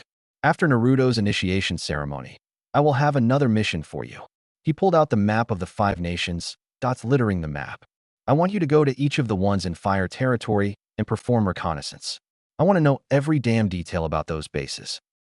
Kakashi snapped to attention. Yes, Hokage-sama. You're dismissed. With that, Kakashi left Hiruzen to daydream once more. A few hours later, Naruto stood outside of his apartment that he hadn't seen in many months. Ever since the massacre, he had been living with Kakashi in the safe house. While it had gotten better after he had painted the walls thanks to his sensei, Naruto had missed being able to wake up and see the Hokage monument in the mornings. Seeing the faces carved into the cliff always calmed him for some odd reason. Whenever he felt sad or troubled, he would turn to those faces, and his worries would somewhat die away. Perhaps seeing it was motivating, or perhaps those monuments represented the promise of glory and greatness to him. Naruto didn't really know. Perhaps he would never know. Shaking the thoughts from his head, Naruto fished the key out of his pocket and unlocked his apartment. Inside, he found it had been impeccably maintained and cleaned in his 9-month absence. Quite frankly, it was probably the cleanest Naruto had ever seen it be. The floors were clean, the bed was made, and the windows weren't covered in a thick layer of dust. Opening the fridge, Naruto found that it was filled with fresh groceries. In a panic, he checked his cupboards only to find a note that read, "Eat some real fucking food," which Naruto promptly crushed into a ball and, opening the window, threw it with all his might. With his rage satisfied, for now, he moved to the study room that he had used as storage for the random things he picked up. In it, he found that all of his stuff had been cleared away, and in its place were various scrolls and books, seemingly all on the subject of training. On the wall hung a fully sized ANBU standard Chukodo. It was a shame because it would be a few years before he could use one of those correctly. As he returned to the main room, he rooted through his fridge once again to search for something to make a quick lunch. It was nearly 1 in the afternoon, and Naruto had only had a small breakfast. He usually ended up throwing it up if he was going to spar that day, so he opted for lighter breakfast generally. Inside, he found some chicken stock and some ginger and green onions. Thinking quickly, he searched through his cupboard once more and came upon a bag of rice. In a few minutes, he had a pot of rice porridge cooking on the stove. As he waited for his lunch to finish cooking, Naruto's body was inevitably turned to the window, gazing out at those solemn faces carved into the cliff, those faces that had been a balm upon Naruto's suffering for as long as he lived. It was in moments like this that Naruto fully understood Kakashi's explanation of the will of fire. The window had been left open, and an early autumn breeze swept through the room, sending shivers down his spine. The rattle of the pot broke him from his thoughts as he turned the burner off and waited for the porridge to cool. The goosebumps had subsided along with his understanding. Naruto hoped he could experience it again sometime soon. Soon enough, his food cooled down, and he sat down to eat. Halfway through his meal, he realized with a start that he had not visited Ichiraku's since his disappearance. With a guilty conscience, he made it a point to eat there sometime soon. He hoped that he hadn't worried the old man and Ayam. In the meantime, Naruto wanted to go someplace to think. There were few places that Naruto could genuinely be in his element. When he was sparring was one of them, another was standing on the Hokage monument. The one other place was in the Forest of Death. He had first come here as a training exercise, obviously, but on the off chance that he had gotten free time, he likely spent it in the forest. The lack of humans and the ability to do practically anything he wanted was appealing to him. If he wanted to jump through the trees for hours on end, fine. If he wanted to spend time hunting down large animals and fight them, why the hell not? If he just wanted to meditate and listen to the sounds of nature, he was perfectly free to do so. Thus Naruto found himself inexorably drawn to the forest, just as he was on this occasion. He leaned over a pond and looked at his reflection. Naruto slowly traced the scar running down his face. Sighing, he sat down near the water's edge and closed his eyes, taking in the forest. He was nervous that much he knew. Whatever was in store for him after he joined the ANBU. Kakashi had made it very apparent that their line of work was not pretty: assassinations, torture, seduction, and other things that made Naruto shudder. Was he ready? Was this what he was supposed to do? Maybe Itachi was right. He was just a kid, after all. Naruto wasn't sure if he was cut out for th. "Hey, brat," a voice called. His uncertain thoughts were broken as he looked around to see where the voice came from. All he found were trees and brush. Who's there? He called out. A maniacal cackle was all that followed his question. Suddenly, he felt a finger tap his shoulder. Whirled around, he looked up into the face of a Konoha shinobi. She was wearing a long tan overcoat over a fishnet shirt and shorts. Her hair was violet, and her eyes were light brown. As he turned around, she gave him a sadistic grin. So, kiddo, want to tell me what you're doing in a restricted area like this? Naruto calmed himself from the initial shock of her appearance. Regaining his composure, he replied, "That's none of your business, ma'am." "Oh, ma'am, I do like the sound of that," she taunted. "You have such good manners. I wonder who taught you that." She was starting to get on Naruto's nerves. He had come out here to get away from people, and this woman was ruining his peace of mind. "But," she continued in a sing-song voice, "you still haven't told me why you're out here, kid." Naruto gritted his teeth and returned. "Why are you out here? The only reason I'm in this forest is to get away from people. This place is a death trap to most." To most, that is correct," she continued in a husky tone. "But," she said as a snake crawled out of her overcoat and onto her neck, "I am not most." Naruto's eyes widened at the sight of the snake, making the strange woman grin with glee. "I'm guessing you ain't most either, kiddo," she said after a moment's pause, "judging by that scar and that eye."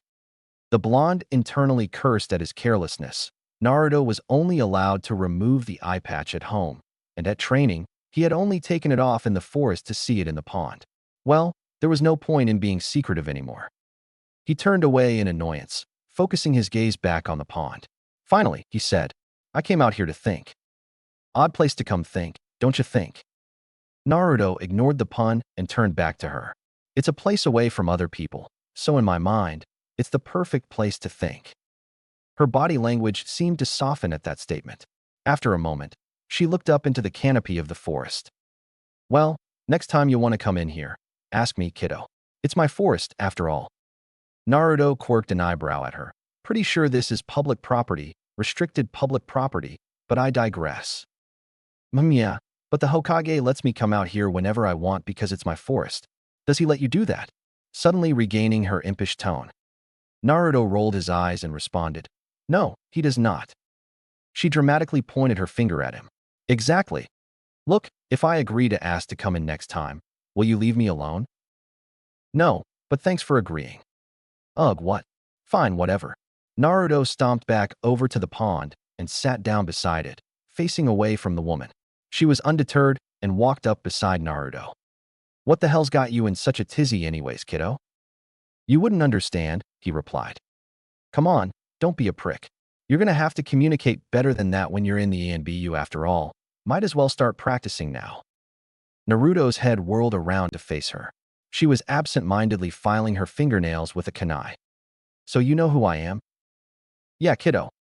Why didn't you tell me?" "What the hell kind of way would that be for me to introduce myself?" "Hi, the name's Mitarashi Anko. I know that you're going to be going into the ANBU soon and that you're the QB Jinchuriki. What's your name?" And you still haven't answered the question. Naruto turned back to looking at the pond. "I was wondering if I really am cut out for it," he confessed, "whether this is the right thing for me to be doing." "Well, that is quite the dilemma. Say, I like you, kiddo.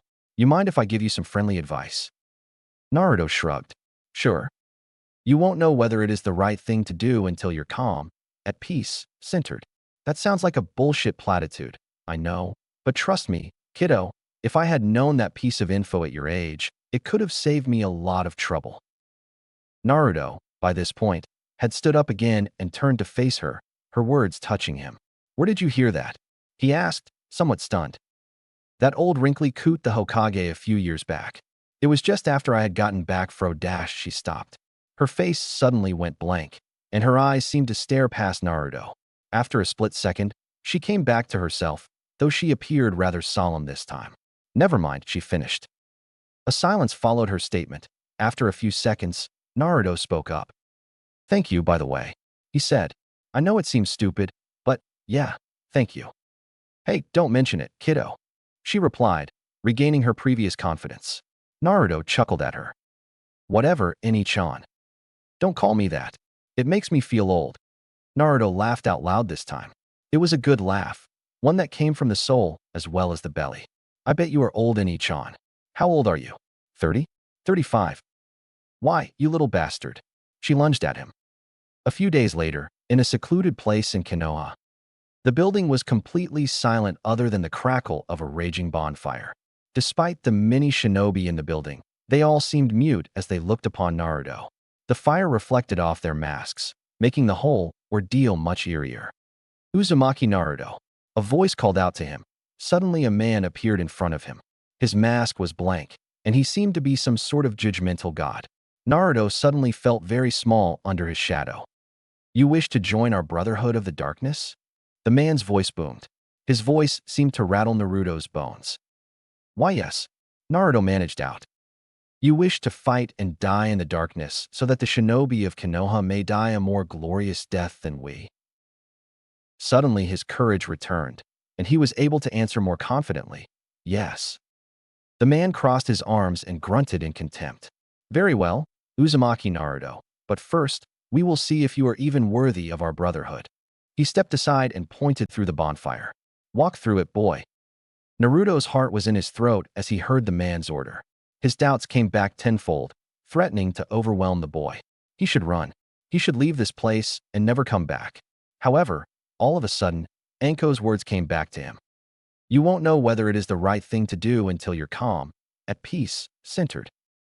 With that, he took a deep breath and tried to calm himself. After a few breaths, his mind was empty. Finally, he asked himself, what should I do?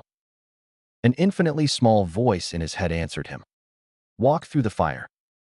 With trembling feet and tears threatening to spill down his cheeks, he stepped into the flames. It hurt, it hurt, it hurt so much. His nerves stung with unending agony as his clothes caught fire. He closed his eyes and sobbed, but he kept moving forward through the fire. The soles of his feet burned beyond any comprehension. With a wail, he passed out the fire and onto the cold ground on the other. Whimpering, he curled up into a ball and opened his eyes, contemplating his position. Stand, the voice said. Despite his aching nerves, Naruto slowly made it to his feet. Suddenly, he realized that his clothes had been completely burned off in the fire and that he had no burns whatsoever. The man with the blank mask handed a pair of standard-issue pants and shirt. After Naruto put it on, the man extended his hand again. This time he was holding a fox mask in his outstretched hand. Suddenly the man's voice boomed out once more. The boy known as Uzumaki Naruto died in that fire behind you. Your name from now on is Kitsune. Brothers, sisters, welcome your new brother. The once silent ANBU agents suddenly chanted as one, Kitsune, Kitsune, Kitsune, Kitsune, Kitsune. Naruto slowly took the mask from the man's outstretched hand. Kitsune, Kitsune, Kitsune, Kitsune, Kitsune. At an agonizingly slow pace, he placed it on his head. Kitsune, Kitsune, Kitsune, Kitsune, Kitsune. And finally, he slipped it over his face. The ANBU members broke out into cheering and clapping. Naruto spied a female ANBU agent with violet hair. Imperceptibly, she nodded approvingly to Naruto, who caught her gesture.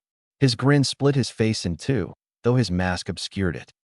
He felt tired, his muscles ached, and his nerves were raw, but he had definitely made the right decision.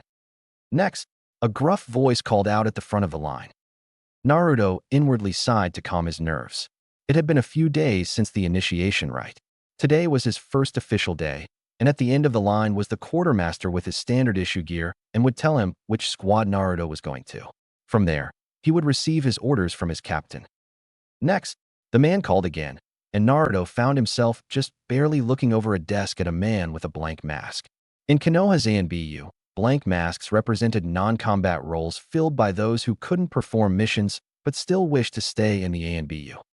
The masked man looked at Naruto for a second, then shrugged and handed the boy his gear, along with a piece of paper. Room 4, Locker 5. He grunted. Naruto nodded in thanks and left the line. I swear they're getting younger every damn year. He heard the quartermaster mutter. The HQ wasn't exactly what Naruto would have called an aesthetic experience. The walls were a gray drab, and the only material that was present was concrete. Still, they served their purpose, Naruto mused. This was a barrack, after all, not a palace. Naruto pushed his thoughts away as he turned the doorknob to room 4 and paused as he saw the occupants turn from their lockers and conversations to look at him. The only recognizable one there was Anko. For a moment, no one said anything. Then Anko's face split in half with a grin and laughed. Hey kiddo, so you got stuck with us? Naruto returned her grin with a warm smile. Well, it depends, he drawled, teasing her. Is this your room? Or did you just get lost and decide to molest the poor men here?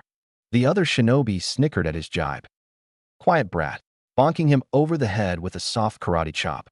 Just 'cause you're cute doesn't mean I won't beat your ass if you ask for it. Sorry, I'm not into that kind of thing, he shot back. Why you damn dash? Children, please, calm down. Naruto and Enko both looked at the door as Kakashi entered. He eyed the pair with an exasperated expression. Hey, it ain't my fault she's easy as hell to tease. Naruto protested. You're gonna get it, kid, if you don't shut the hell up. She growled. You wish Nachon. He returned. The squad guffawed and laughed at seeing the usually scary and intimidating woman get made fun of by a kid. Why you dash? By the sage, will you two shut the hell up? Kakashi borderline pleaded. The pair looked at Kakashi and stopped, sensing that they had just about reached his limit, at least for work. He sighed and shook his head. First, I get landed with this psycho, and now I get Naruto? This place isn't going to last a week. He sniffed. Naruto chuckled and turned to his locker that he had just been assigned minutes ago. It wasn't a pretty sight. The metal was worn and banged up, and the dull green paint had been chipped away in places. However, he didn't mind and smiled, finally calling something in this place his.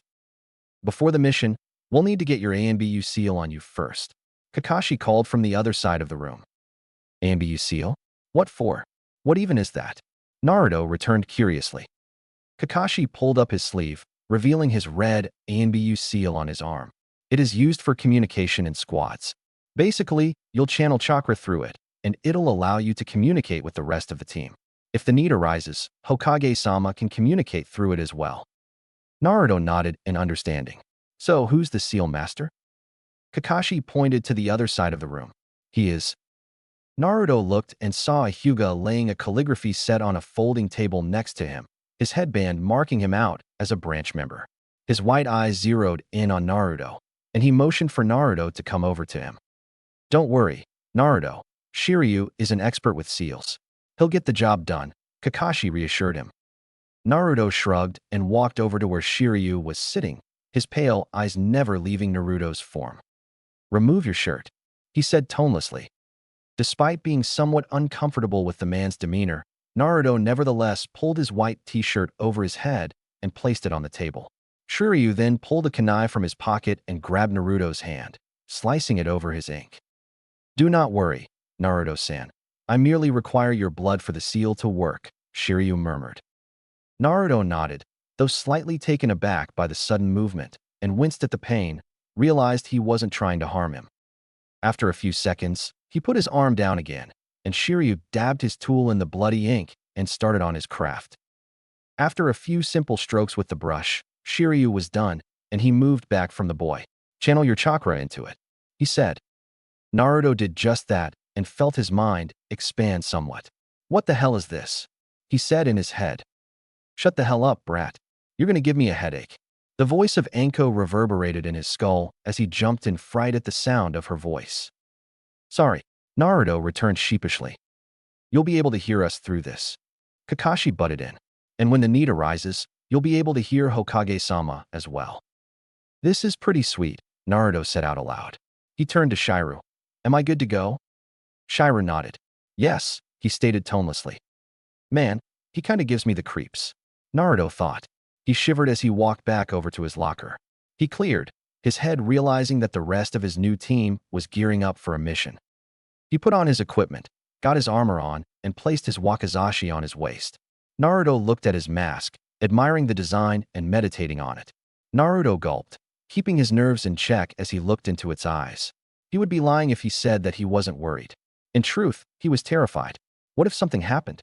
What if he screwed up? Would he get kicked out? A foreign person placed a hand on his shoulder, which made him jump. Naruto spun his neck to the side, wincing at the whiplash, and saw that Kakashi had been the one to come up behind him. I can't promise you that everything will be fine, but I can promise you that everyone in this team is here to back you up to the best of their ability. All we ask is that you do the same, Kakashi murmured. Naruto looked at him for a second and then nodded. He looked back at the mask one last time, and pulled it over his head. All right, boss, where we going? What we doing? An ANBU member that he wasn't familiar with piped up. Kakashi turned to face her. Well, we've been on the patrol and security roster, so today it'll just be a routine patrol of the city. It should take us around 6 hours before the next shift gets in. Naruto widened his eyes behind the mask. 6 hours? Quite a long time. We'll be taking border patrol today, so we'll be watching the gates and the walls for any suspicious activity and/or deal with threats. Taicho will be leaving with us. However, he is going on an extended mission, so I'm your commanding officer until he returns. Tenzo replied to Nico, taking control of the group. Nothing too exciting, but since we've got a rookie today, it probably wouldn't hurt to have anything too extreme. Naruto was fine with that, at least for now.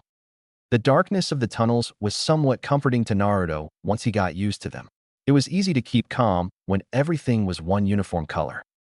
Kakashi had set a brisk pace, but Naruto was able to keep up with him. The nearly silent pit-pat of his teammates' feet hitting the cold concrete was all that he could hear. The team came to a stop at the foot of a rebar ladder built into the concrete. Kakashi pointed at the ladder and pointed to Naruto. He was to climb first. Naruto inwardly shrugged and clambered up the ladder, wincing at being in the sunlight again after being in a tunnel for so long.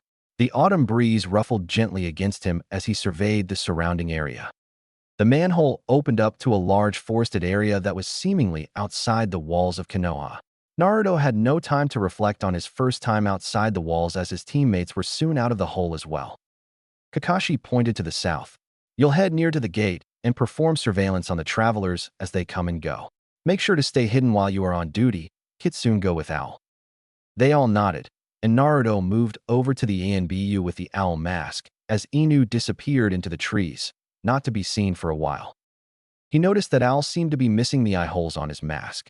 Naruto didn't pay any attention as he followed the silent member through the trees, nor did it occur to him that behind that mask was Shiryu. Once the masks were put on, it was business time, and no one was anything more or less than their code names. After moving through the forest for a few minutes, Owl held his hand up, signaling to stop moving. Naruto peered ahead. A few dozen feet in front of them, they could see the road. Owl pointed up at the tree above them. Naruto nodded and walked up to the tree. After the pair had sufficiently hidden themselves among the tree, Naruto quietly whispered, "Do you have a good view of the road?" Owl silently nodded. Naruto turned to watch the road. The most annoying part about the whole mission wasn't actually the waiting.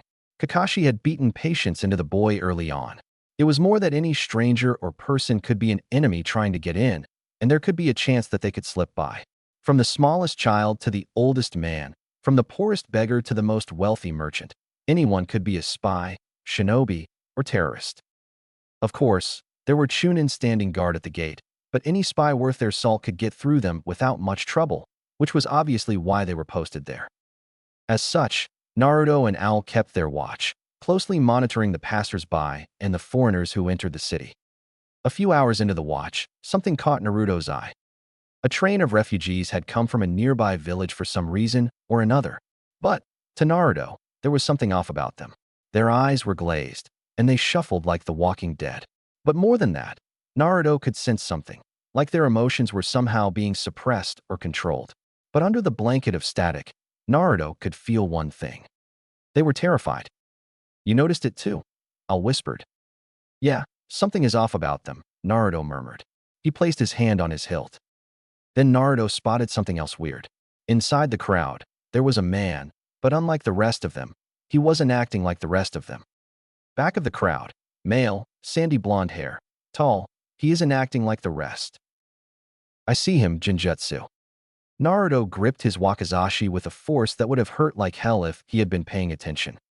Wait, the civilians have explosive tags on their bodies. Owl exhaled sharply. Naruto gritted his teeth. How the hell do you know that? He softly returned, his voice no less conveying his shock at the bold claim. Byakugan, Owl said simply. Naruto turned back to face the man controlling the train. What should we do? He rasped harshly. Owl paused before pressing his palm into his ANBU tattoo and generated a burst of chakra. After a few seconds, he responded. Taicho wants you to take him out. Wait for him to get inside the village so that he thinks he's through, then kill him. You'll have the least chance of being suspected due to your age. Is he insane? Why the hell don't we take them out here? Naruto didn't like the plan, and in fact, he hated it. It would be the first time he would have to kill somebody, and many people could end up dead in such high stakes. But he knew Tenzo was right. He was the best one suited for the job, but why inside the village? Owl channeled chakra into his seal again. Captain says they don't have enough time to send for backup out here. If something goes wrong out here, they'll sprint past the guards because they won't be able to catch them all. Fuck this mission, he muttered under his breath. Naruto turned to leave to go back into the town when Owl grabbed his arm. Good luck, he whispered. Naruto stared at him for a few seconds and then nodded and left, intent on finding the perfect place to take his quarry. Naruto understood that as an ANBU, he would have to kill people. Perhaps it would be unsavory, some sort of assassination mission or killing thugs out in the ass end of nowhere. But he never expected his first kill to be in the middle of the village. Naruto was sitting on a bench in a park, bent over with his hands clasped. He sat there waiting. Clones had been set up among the rooftops to see where the target was. As soon as one dispelled, their memories would come, and Naruto would be ready to execute the plan the clone had created. It wasn't so much the idea of killing somebody that terrified him. It was the fact that so much was at stake if Naruto didn't kill him. If I don't do this, many people will die today, he thought frantically. Suddenly, he felt his ANBU tattoo give a slight burst of chakra. Kitsune, are you in position? Tenzo's voice rang out in his head. Yes, Taicho, I'm just waiting for the moment to strike. Are you ready to do this? I can always have another dash. Taicho, with all due respect, you asked me to back you guys up. Consider this being my first time doing so. Oh, and fuck this mission. All right, in that case, don't hesitate. Tenzo sounded somewhat reluctant. I won't. I promise, Kitsune out. With that, Naruto ended the connection. Just then, a flurry of memories hit Naruto. He stiffened, seeing the plan that his clone had come up with. Naruto took a deep breath and tried to relax his shoulders. All right, let's do this, he muttered harshly. With that, he was gone with a shunshin. His disguise wasn't much. His hinge wasn't too dissimilar from his everyday looks. Naruto's spiky hair had become a dull brown, his whiskers were hidden, and his eyes were uncovered and had turned standard green color, but other than that, he still looked like Uzumaki Naruto. He could see the refugee train heading straight for the Hokage Tower, their zombie-like shuffling never ceasing as they marched onwards. However, now, the man was in front of the crowd. All the easier for me, I suppose, Naruto thought. He had stashed most of his gear in a trash bin in an alley nearby to be as unassuming as he could. All he had on him currently was the wakizashi that he had hidden in his pants on his backside. On a corner street in front of the crowd was where Naruto stood waiting, tapping his foot incessantly while watching the group without drawing attention to himself. Slowly, second by the second, he watched them as they approached them. The first one passed him, then a second, then a third. Finally, the man controlling the refugee train passed him. Naruto waited a few seconds and then swung in and joined the procession. It was an agonizing slow movement up to the bomber. He couldn't walk too slowly. Otherwise, the bomber would get to his target before Naruto could. At the same time, he couldn't risk moving any faster than a shuffle so as not to arouse suspicion. With the patience of a predator stalking its prey, Naruto crept through the crowd, slowly weaving in between the hostages, and after a few minutes found himself staring at the back of his target. The upper spine, Naruto thought. That's where I'll strike him. Quick as a flash, Naruto drew his blade and, with a silent hiss, thrust his sword into the man's back and lodged it between his vertebrae, killing him instantly. Without even a sigh, the man dropped to the ground, dead. Naruto sighed with relief, glad that the mission was over. Or at least that's what was supposed to be the case. As soon as it registered to the refugees what had happened, they started screaming. One sprinted towards the Hokage's office while roaring, "Long live the daimyo!" Gritting his teeth, Naruto ran after him, and he created 4 other clones to deal with the rest. Naruto quickly caught up to him despite his size. With a grunt, Naruto lunged and buried his blade deep in the man's kidney, who moaned in pain and dropped to the ground. Naruto turned around to see what was happening. It wasn't a pretty sight. His clones were fighting with a few of the other refugees. Among them, it seemed that some had tried pulling off the tags on them, but it seemed to be to no avail. What the hell is going on? Naruto exclaimed in horror. Suddenly the rest of his team appeared, and cut down the rest of the combatants, all for one who had taken a child hostage. "Lay down your weapons." The lady screeched frantically as she held a knife to the boy's throat. "Or the child dies." Nico, however, appeared behind her and skewered her through the neck with her sword. Naruto suddenly fell on his behind as his mind finally caught up with his body. What the hell was that? He panted. "That," Tenzo said, turning to Naruto, "was your first mission done." "Clever bastards," Nico grunted while wiping her sword. "Hid some of their own in with the hostages in case something went wrong." "Damn, I guess what they say about first missions is true," Tenzo muttered, inspecting the tag of the woman that Nico had killed. He turned to Naruto. "Sorry, that was your intro into the ANBU. Usually, stuff like that doesn't happen until your first infiltration mission." He awkwardly laughed. It's alright, I guess," Naruto replied, wincing at his stutter. Tenzo stood up, switching back into business mode. "We need to cordon off the area." He could have had a dead man switch on him. "You're in charge of the bomber's corpse." Kitsune used clones to gather up all the bodies and people into one area in case they go off. He turned to the rest of his team and the two supporting teams that they had called for. "The rest of you need to escort the civilians out of here and notify the higher-ups. Am I clear?" "Hi, Taicho," they all shouted and went about their messy cleanup. "I wonder how much of the village's coffers I would have to empty for the rest of the world to give us some damn peace and quiet for more than a few months," Hiruzen grumbled under his breath. He surveyed the street that the ANBU had cordoned off. Inside, he could see the bodies of the terrorists still laying in the street, tags long defused. Tenzo appeared at his side, kneeling at the Hokage's feet. "Report," Hiruzen grunted. "Hokage-sama, the terrorists entered the village at roughly 1500 hours. Kitsune killed what was assumed to be the bomber at the time. It appeared as if he was casting a jinjutsu over the entire group. But he wasn't, and he had other men mixed in with those who had been put under a jinjutsu." Hiruzen guessed. "Yes, Hokage-sama, they all had explosive tags on them, but some were willing suicide bombers." The old man turned back to the grisly but familiar scene. "You didn't become Hokage without becoming intimately close with death after all." "Motive." "Currently, we have a few leads. The Intel Division thinks that it was possibly another IWA-sponsored attack. However, our primary suspect is a group called the Royal Pillar, a group whose stated goal is the subjugation of Konoha to the Fire Daimyo." "The Daimyo? How much more do we have on this group?" Hiruzen asked. "Not much. They're prevalent in the Fire Capital, and they seem to have wealthy benefactors along with experienced shinobi and chakra practitioners in their ranks. It is also unknown what this group's origins are." "The problems keep piling up, don't they?" Hiruzen growled. "Orochimaru, and now possibly the daimyo himself." He turned to Tenzo. "Tell the intelligence division that I want every available spy to head to the Fire Capital. The main priority is finding out anything and everything about this group." "Hi, Hokage-sama." And with a flicker, he was gone. A few weeks later, Danzo inspected the children and parents of the prospective shinobi with his lone eye as they filed into the academy grounds.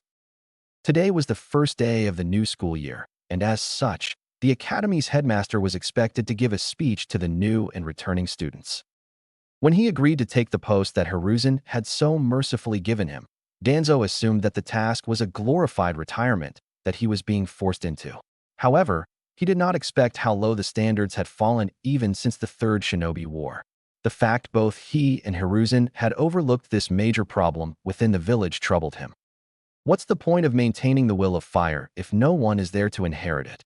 Danzo mused internally. So for the past few months, he had been hard at work restructuring the academy's curriculum. Of course, he had yet to see if his efforts would pay off in the long run. Danzo was playing a dangerous game, that much he knew. It was a delicate balancing act of trying to make sure that talented civilian-born shinobi made it into the force and making sure that the clans of Konoha were satisfied with the progress that their next generation had been achieving, while also making sure that any who were unfit to be shinobi were rooted out. As such, he probably would be stepping on people's toes for however long he would be headmaster. But for someone like him, it mattered little. After all, Danzo was merciful in his own sadistic way. Would the student rather die on his first mission out of the village, or would he instead be ousted from the program? He shook his head. It was for the best that they left and left quickly. After the dead weight was mostly cut from the academy, they would move quickly into their studies. The basics needed to be drilled into them while they were young. A tree can only grow so big with shallow roots. Danzo remembered how Tobarama-sensei had spent nearly a month with him, beating into him to throw a shuriken properly. Good days, he chuckled. A clear and concise understanding of chakra was the first thing they would focus on without it. After that, the students would be taught general applications for it. Danzo was furious upon learning that they did not teach the students the water walking technique or the tree walking process. Then they would focus on physical fitness and taijutsu until they were at acceptable levels. Then they could concentrate on specializing the individual students. Speaking of which, Danzo had requested a few of his former root members be transferred to be made instructors. Hiruzen had hesitantly granted his wish. But of course, the real first step to fixing the academy was here and now. He took a step forward and clasped his hands behind his back. Prospective shinobi of Konoha, Danzo called out imperiously. Immediately, he gained the attention of most of the crowd. He tapped his cane hard on the concrete of the sidewalk. Today, you stand in front of the Konoha Shinobi Academy. Among you, I see much promise for the future of this village. However, I must first ask you a question. What is a shinobi? The crowd went silent, stunned by his imposing aura. Finally, a hand shot up. Are they people who learn how to use chakra? A boy asked. An educated guess, but nonetheless incorrect, Danzo replied. The Hyuga heiress' hand was timidly raised in the air. To gain honor for our family? No, he flatly replied, much to her dismay. Another hand shot up, this time from a pink-haired girl. Is it to serve the village? A bit closer, Danzo conceded, but I shall give you the whole truth. Hear me now. The way of the shinobi is resolute acceptance of death. As a shinobi, you will be asked to fight, bleed, exhaust yourselves, and even die. At the crowd's shocked silence, he carried on. Some among you perhaps might be questioning why I am being so harsh on children your age. I am harsh because the world will be harsher. What I have described for you is the reality of the shinobi. It is a constant sacrifice of everything and anything mundane and trivial for the will of fire. This self-perfection in the face of death will be all you know from the time you put on the hitayate of Konoha to the time you take your last breath, which, for some of you, may only be a few years from now. Again, the crowd was wholly stunned into silence. Some of the children were even crying as their parents attempted to comfort them. Nevertheless, Danzo continued. Any who do not wish to travel this path may leave. There is no shame in it. We all have our purpose to play in life, and if the way of the shinobi is not yours, then so be it. Slowly, some of the parents pulled their children away from the academy. Some of the orphans who had come left by themselves, though the vast majority of the orphans stayed. Danzo was not surprised by this. Generally, they had nowhere to go except to the academy. Over the course of roughly 15 minutes, the academy grounds thinned considerably to the point that less than half of the prospective students remained standing nervously in front of the grizzled warhawk. Are there any more who wish to leave? Danzo called. The children stood their ground as the parents of those who were there, primarily clansmen. To those of you who stayed, I congratulate you, and I welcome you to my academy. I promise to never give up on making you shinobi, even if you yourselves have given up. The days had gone by fast, faster than the old hawk had felt in a long time. He was used to waiting years, decades, for his plans to unfold, watching, as piece by piece, his machinations all fell into place. However, seeing the growth of the students in the academy in just a year made him understand why youth tends to create impatience. The rate at which many of them had excelled through their studies or had dropped out had surprised even him. He smirked to himself. Hiruzen, you old monkey, you've outdone yourself this time. All these thoughts ran through his mind as he supervised the first class as they sparred in the courtyard, watching them keenly from the headmaster's office. Danzo had come into his own at the academy. At first, he had taken his punishment as he always had, stoically and professionally, as a true shinobi should. However, as the months rolled by, and as much as he would deny it vehemently, his new posting had grown on him. Of course, there was much work that had to be done and much work still to be done, but with the rate things were progressing, Danzo was more than pleased with the academy. Begin, the instructor called, breaking his train of thought. Danzo's eyes focused on the two children inside the ring. Both were females, one the Hyuga heiress and the other an unknown pink-haired girl. The pink-haired one rushed the heiress, yelling a war cry with her fist raised above her head. Bold, Danzo muttered under his breath, expecting the Hyuga heiress to take her out in one hit regardless of how much fire her opponent had. However, that is not what happened. Instead, the heiress flinched and, at the last moment, parried the overhead strike that the pink-haired girl had aimed at her head. The parry pushed her off balance and made her stumble, which the heiress should have used as an opportunity to end the spar. But yet again, she defied all expectations of a shinobi and instead used her opponent's pause to move to the other side of the ring. Like a bull, the pink-haired girl was incensed at the dodge and did the same thing she had done before. This time the Hyuga, instead of parrying, moved to the very edge, seemingly terrified of the charging girl. Danzo watched the girls with confusion. Had the Hyugas neglected their heiress training, or was she naturally timid? Waiting once again for the last second, the heiress sidestepped her opponent and pushed the pink-haired girl out of the ring with a mighty shove. And so the mare shows her hooves. Danzo mused. Drawl, the instructor announced. The headmaster's brow furrowed again in confusion. Then he saw that the heiress, in her sidestep, had planted a foot outside of the ring. Make the sign of peace. The pair of students moved to the middle of the ring again, bowed to each other, and shakily raised their right hands in a sign of peace. What a strange spar, Danzo exclaimed in the quietness of his office, the group in the courtyard not hearing him in the slightest. The heiress fighting was sloppy and timidity radiated from her.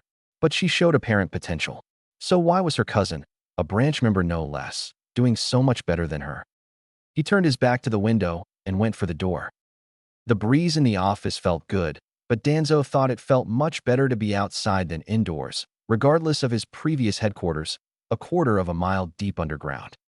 Again, a pair of children were sparring as Danzo walked outside, but he was more interested in the girl slowly sitting on a tree swing, watching the crowd of students and the fight. He took a moment to inspect the heiress truly. Her hair was cut short, a noblewoman's sign of disgrace, an automatic red flag for Danzo. While maintaining the Hyuga's glassy and somewhat distant appearance, her eyes seemed dead compared to the average Hyuga. Her posture was closed and shy, showing apparent stress and exhaustion. If Danzo were any less of a hardened shinobi, he would have been saddened by her appearance, but he was accustomed to this sort of thing. He had been all his life. What was one more child broken by war after all?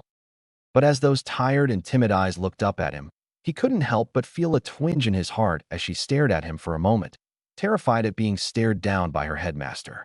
After a moment of eye contact, her head ducked down swiftly, eyes meeting the dirt below her as she swung silently.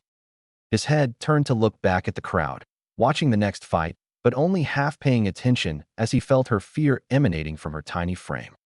Damn it, one of the boys grunted, pulling Danzo's attention. Take that. He flung a kunai at his opponent with a clumsy swing, which went wide and flew toward the swinging girl. Within a blink of an eye, Danzo drew a kunai of his own and had thrown it in the trajectory of the offending weapon. It struck true, and the kunai was thrown off its course. However, in the process, Danzo's kunai had sheared off a piece of steel from it. The shrapnel continued and gave the heiress a shallow cut on the cheek, whose reflexes being too slow, had not realized what had happened until it was too late. Slowly she put a hand to her bleeding and pulled it back, looking at the blood on her hand. Her eyes sprang tears, and she silently started to cry on the swing, her hiccuping being heard by the now silent courtyard. Let that be a lesson to you. Danzo's voice boomed out, turning the students' attention to him, that in combat, you must be mindful of your opponents and your comrades. His eyes glared at the student who had thrown the kunai.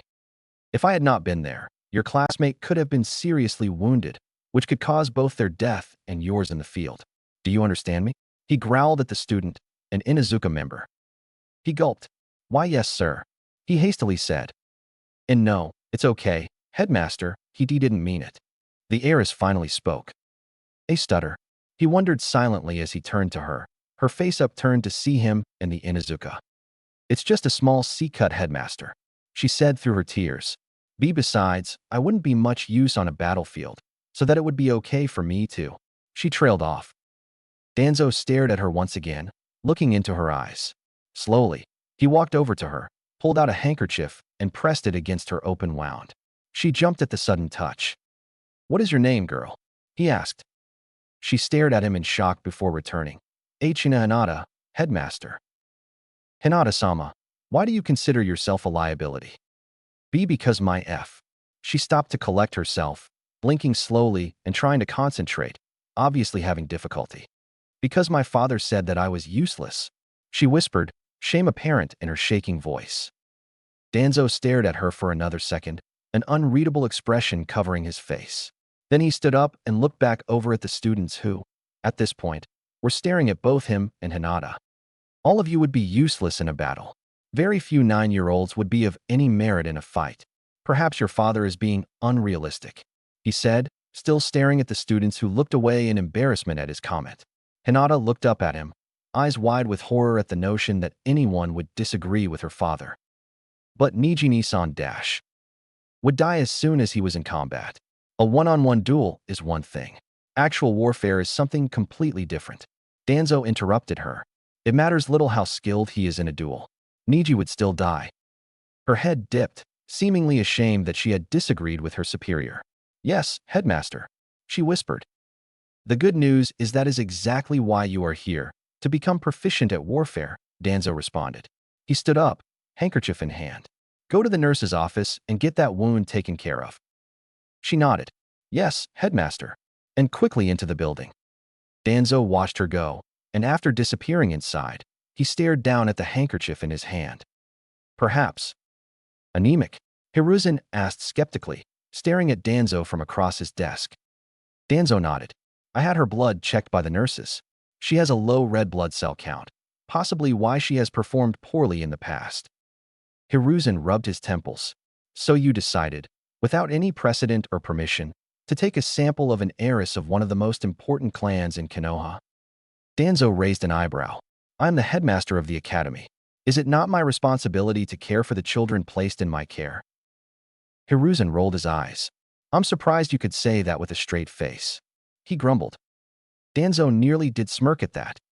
So why did you come to me about this then? Normally, I would handle this myself. However, regarding clan heirs and such, it requires the Hokage to approve the medication. What do you want to put her on? Iron supplements, preferably of a kimchi make. Hiruzen looked sharply at him. Is it truly that bad? That bad, but treatable. The nurses think it is a diet deficiency. Well, the Hugo with that long narrow stick up their ass will never change their main house diets, much less if for one they deem a disappointment. I should also mention that her poor performance is partially due to psychological issues. I ran a background check legal. Danzo stressed, seeing Hiruzen's partial glare.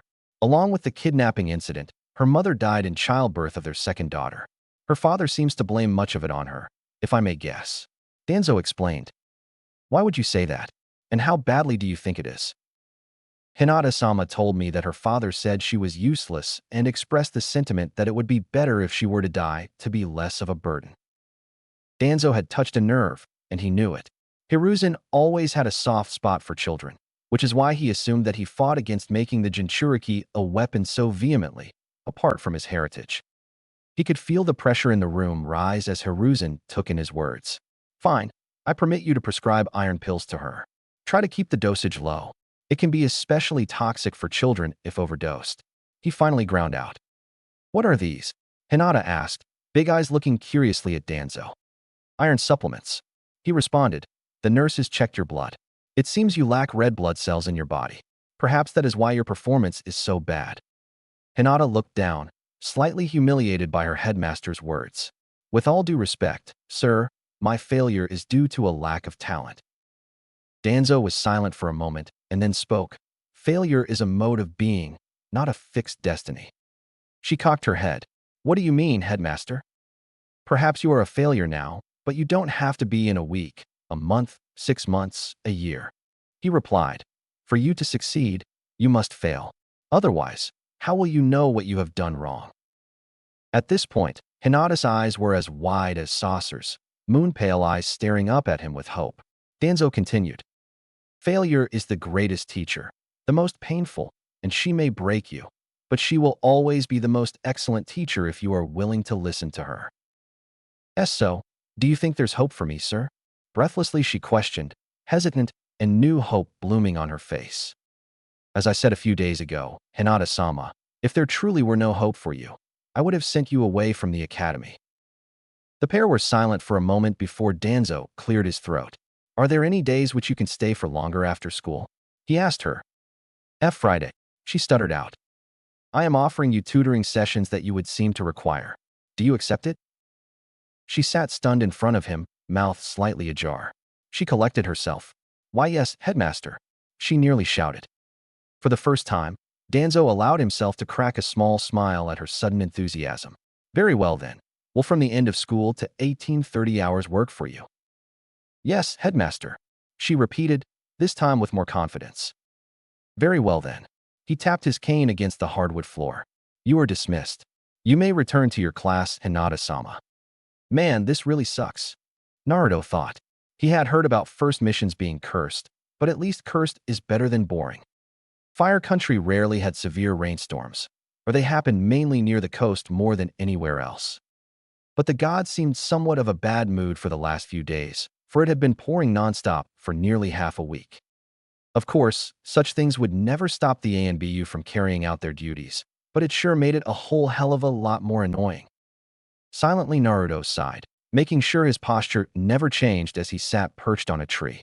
In another tree, Anko slightly tilted her head. He had been noticed.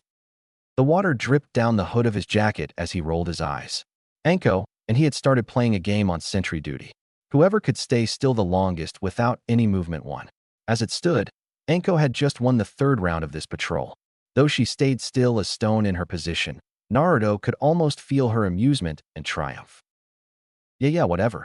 Laugh it up, Anko, he said through the EMBU seal on his arm.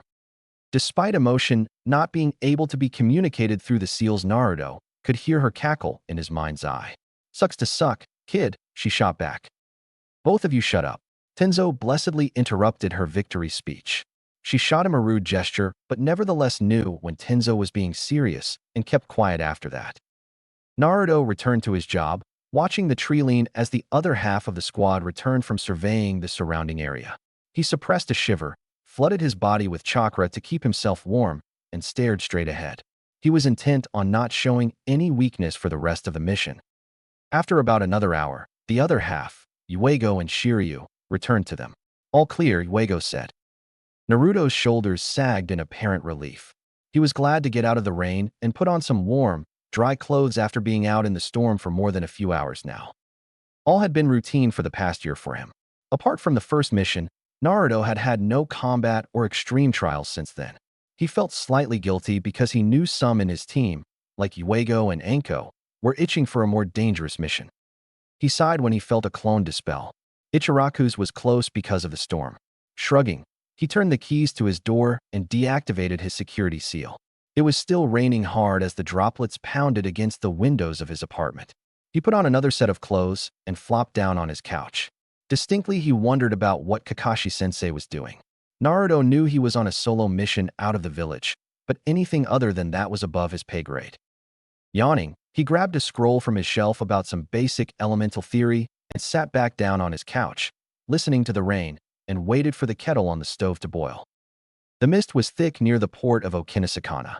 Kakashi could barely peer 20 feet in front of him as he walked down one of the roads of the city. Fishmongers and other tradesmen clamored, attempting to get the attention of passers-by. Kakashi paid them no mind as he waltzed into a local tavern. Want a drink? The bartender called to him. Depends, Kakashi drawled. Do any of them have fish oil in them? The bartender frowned. We do, but only in shots. I'll have one in a pint then. Kakashi returned. I'll see if we have any in that size. The bartender went into the back and left Kakashi to wait in the bar proper. It was late in the day, but it was evident that it was yet to become filled with its usuals. The only people at the bar at the moment were drunkards. Or spies, Kakashi thought just before the bartender returned. We do have some in that size. Would you mind coming back with me to inspect them? I would be happy to, Kakashi said as he stepped behind the bar. The barman gestured to the doorframe and walked into the bar's back room. Kakashi followed. Underneath a dimly lit room, a tall, relatively broad, and fat-in-the-belly man sat with long, red spiky hair. He was eyeing Kakashi with a decidedly pointed look. After a moment's pause, the red-haired man turned his chair to face him. Jiraiya said someone would be coming. He gave after a second pause, never breaking his gaze from Kakashi. Well, Kakashi said. Here I am. So you are. The man grunted. So what can the famed copycat ninja from Konoha need from a simple businessman like me? Kakashi narrowed his eyes at the mention of his nickname, but nevertheless continued. I've heard through a little bird that there are some snakes in the area. I thought I might take care of them as I passed by. Ho ho, is that so? The man quirked his eyebrow, apparently catching on. Well, they have been causing trouble with some of my brothers, so I suppose I wouldn't mind. Know where to find any of their dens? Kakashi asked. Akinoshi, the now-named man replied. Uzumaki Akinoshi. He shifted his weight and placed his elbow on the table, leaning on it. It's my understanding that there's some on the island just a few miles out. As for where their dens are, Akinoshi shrugged. Not sure, but I'm certain a man of your talents could trace them back to their dens. I see, Kakashi responded. Is this island where your brothers are? Akinoshi narrowed his eyes. Yes, it is, after a brief silence. Oh, and one other thing. He added. Another one has been doing a little snake hunting in the area, though my brothers and I have paid for it. Kakashi became interested. Oh. Akinoshi nodded his head. Yup, a demon that a snowflake follows. Be careful. He might be a little possessive of his prey. I try not to get in his way. The scarecrow didn't know what to make of that just yet, but once he had more information, he would understand. Kakashi shrugged. Thank you for the heads up. Akinoshi dipped his head in acknowledgement. Of course, these snakes have been an issue for us for a few years now. We'll be thankful for any help to get rid of them. Kakashi nodded.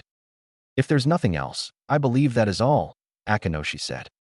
I will take my leave then. Kakashi returned. He bowed slightly to the boss in respect and left. Luckily for Kakashi, a fishing boat transporting cargo to Uchiha was pulling out in an hour. Kakashi just had to pay a toll to get over. It's damn foggy today, but it's a sure shot to Uchiha, the boat skipper told Kakashi. Shouldn't take us more than an hour to get over there. Thank you, Kakashi responded.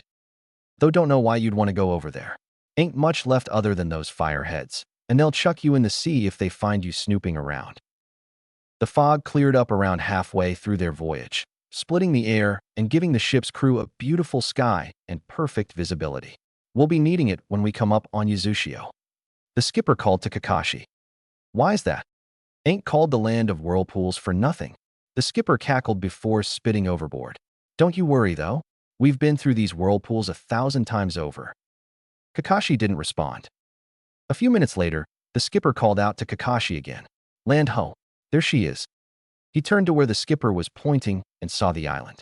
Even from a distance, it looked desolate. It's little more than a rock pounded by the waves. The skipper said, Of course, there's treasures abound on that rock, but you'd have to get past both the fireheads and their traps. Why do they stay there? Kakashi asked, faking the tourist. The skipper shrugged. Who knows? There was a big war a while back, and I think the Land of Water and Land of Lighting teamed up to smash him. Heard the Land of Stone joined, too, but I doubt it. They like their feet on solid ground. The skipper shrugged again. Of course no one blames them. Hell, I respect them for it. They stick to that island like barnacles on a ship. They'd rather die than let others take that rock from them. I see, Kakashi said, watching the island. Of course, he knew all of that. The fall of Uchiha had been one of the biggest disgraces to Konoha. Their failure to help the island village had caused many of their allies to lose faith in them. After all, if they couldn't help what was practically their sister village, then why would they help anyone else? Of course, Konoha had its hands tied up on multiple fronts, and the daimyo had forbidden them from going to their aid because of a scandal between the Lord's son and the Uzumaki clan. Still, it was not their brightest day. Kakashi silently prayed for the Uzumaki, who fell needlessly because Konoha could not come to their aid. However, something caught Kakashi's eye, a glint from the horizon. Kakashi swore and barely had time before. Thunk, thunk, thunk. Kakashi had ducked under 3 shuriken, which had firmly lodged themselves into the mast behind. He stood up and sprinted to the side of the boat, intent on finding out who had thrown them. 3 men in masks stood on the water, kunai in their hands as they stared back at Kakashi. 2 sprinted forward as soon as Kakashi saw the trio and ran up the ship's side, while the last one started performing hand signs. Kakashi threw a pair of shuriken at the one performing the ninjutsu. The boat's sway knocked off his aim slightly as the ninja dodged it, the blade sinking harmlessly to the bottom of the sea. However, it stopped him for a brief second. He then hopped over the side and used chakra to stick himself to the side of the boat. One of the attackers let out a war cry and brought down their kunai in an overhead thrust over Kakashi's head. He grabbed the attacker's wrist and thrust a kunai deep into his stomach. The other ninja appeared behind Kakashi, intent on a surprise attack. With effortless ease, Kakashi pivoted and used his first attacker's body to block the ninja's ambush. His enemy's eyes widened as he saw that his kunai suddenly had embedded itself in his comrade's body. Kakashi used his attacker's surprise to pull out another kunai and slit his jugular open. Clasping his neck and letting out a gurgle, the ninja's chakra grip on the ship slipped, and he fell off the side, his floating body dying, the waters red with his blood. Kakashi let go of his human shield, which dropped like a stone and hit the water with a crash before coming up and floating with his comrade. The final one, who had before been distracted by Kakashi's shuriken, finally let off his jutsu. A fireball erupted from his mouth and sped towards the sails of the boat. Kakashi's eyes widened as he ran through the seals to create a water bullet, but it was too late. The sailors screamed and roared as they saw their boat's sails burst into flames. In 10 seconds, the deck had become utter chaos. The skipper was shouting out orders to his men, trying his best to keep the crew from fully panicking. "Roll them up. Without those sails, we'll be dead in the water," the skipper called to his sailors. They tried to hoist them up, but the ropes had caught fire too, snapping them. Suddenly, Kakashi felt the boat move under his feet. They were moving towards a whirlpool, about 50 feet, and closing fast.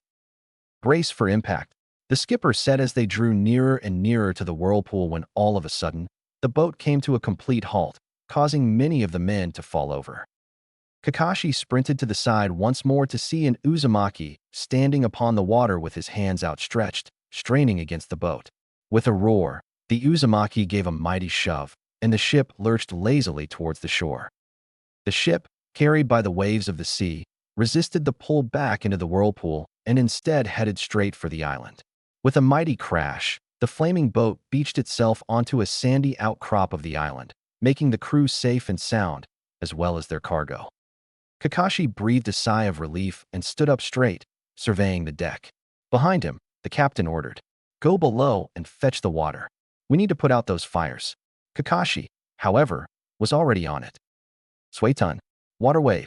With the appropriate seals, Kakashi blew a wave of water onto the masts and sails, putting the flames out and drizzling the deck in water. In just a few seconds, most of the fire was gone. The last few fires were being stomped out of existence by the crew as Kakashi went to look over the side. The man from earlier was standing on the beach, simply looking at Kakashi. He called up to him. "Akinoshi said you would be coming." "Well, here I am," Kakashi returned, mimicking his recent greetings. The man laughed and called out again. "We've paid well for the cargo on that ship. Help me get it out, and then we'll talk about those troublesome snakes." Kakashi turned back to the crew still putting out the rest of the fires. "I think it'll be a moment before we can unload your precious cargo," he said. And it did take them quite a while. After all of the last fires were finally put out, the skipper wanted a full status report of the ship. "Well, it ain't good," he grumbled.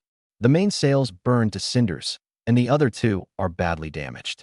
We'll have to stay on the island a while to patch up the sails." Finally, the gangplanks were lowered, and the cargo came down on the beach. The man whistled, and two more of his kinsmen appeared on the ridge and walked down, helping the men with their load. While helping, Kakashi finally looked at the man who had saved the ship back on the sea. He was broad-chested and had thick forearms that betrayed an immense power in his body. Long red hair was tied up in a low ponytail, and he wore a pair of drab gray harem pants and a ratty brown shirt that had been pulled back and sewn at the elbows to not get in the way at work. Over all that, he was wearing a flak jacket that had seen too much use. In fact, the zipper had been ripped off long ago and was currently being fastened by what appeared to be fishbone buttons. All in all, he was a roguish-looking fellow who looked more perhaps like a pirate than a shinobi if not for the few ninjutsu tattoos on his forearms. "All right, let's get these home," he called his family members. They nodded in affirmation and, with a quick word and signs, created a few kage bunshin each, who promptly loaded up their cargo and trotted off the beach to some unknown place to Kakashi. The stranger turned to Kakashi. "Ah, where are my manners? I am Tekahanta," he said in a quiet, neutral voice and extended his hand to Kakashi, who took it. "I'm Kakashi," wincing at Tekahanta's grip. Geez, he's got a grip like a gorilla. He silently moaned. Yes, Akinoshi said you would be coming, Takahanta repeated, keeping his neutral tone. The famed shinobi from Konoha. Kakashi could not help but hear the slightly bitter tone Takahanta had used for his home village. Internally he sighed, but couldn't blame the man. Yes, well, I've been tasked to perform reconnaissance in the area because of a particular snake that Akinoshi mentioned. Takahata's eyes narrowed but nodded. I see. You are welcome to stay as long as needed in the area. My family will see to it. Kakashi bowed his head in thanks. Many blessings upon you and your descendants, he said, remembering the old benediction Kushina had told him about all those years ago. Takahanta seemed taken aback, but quickly regained his composure. And also with yours, he returned before motioning with his right hand. Come, we have a long way to go, and these men need shelter for the night. So with uncertainty in his soul, Kakashi followed Takahanta up the beach.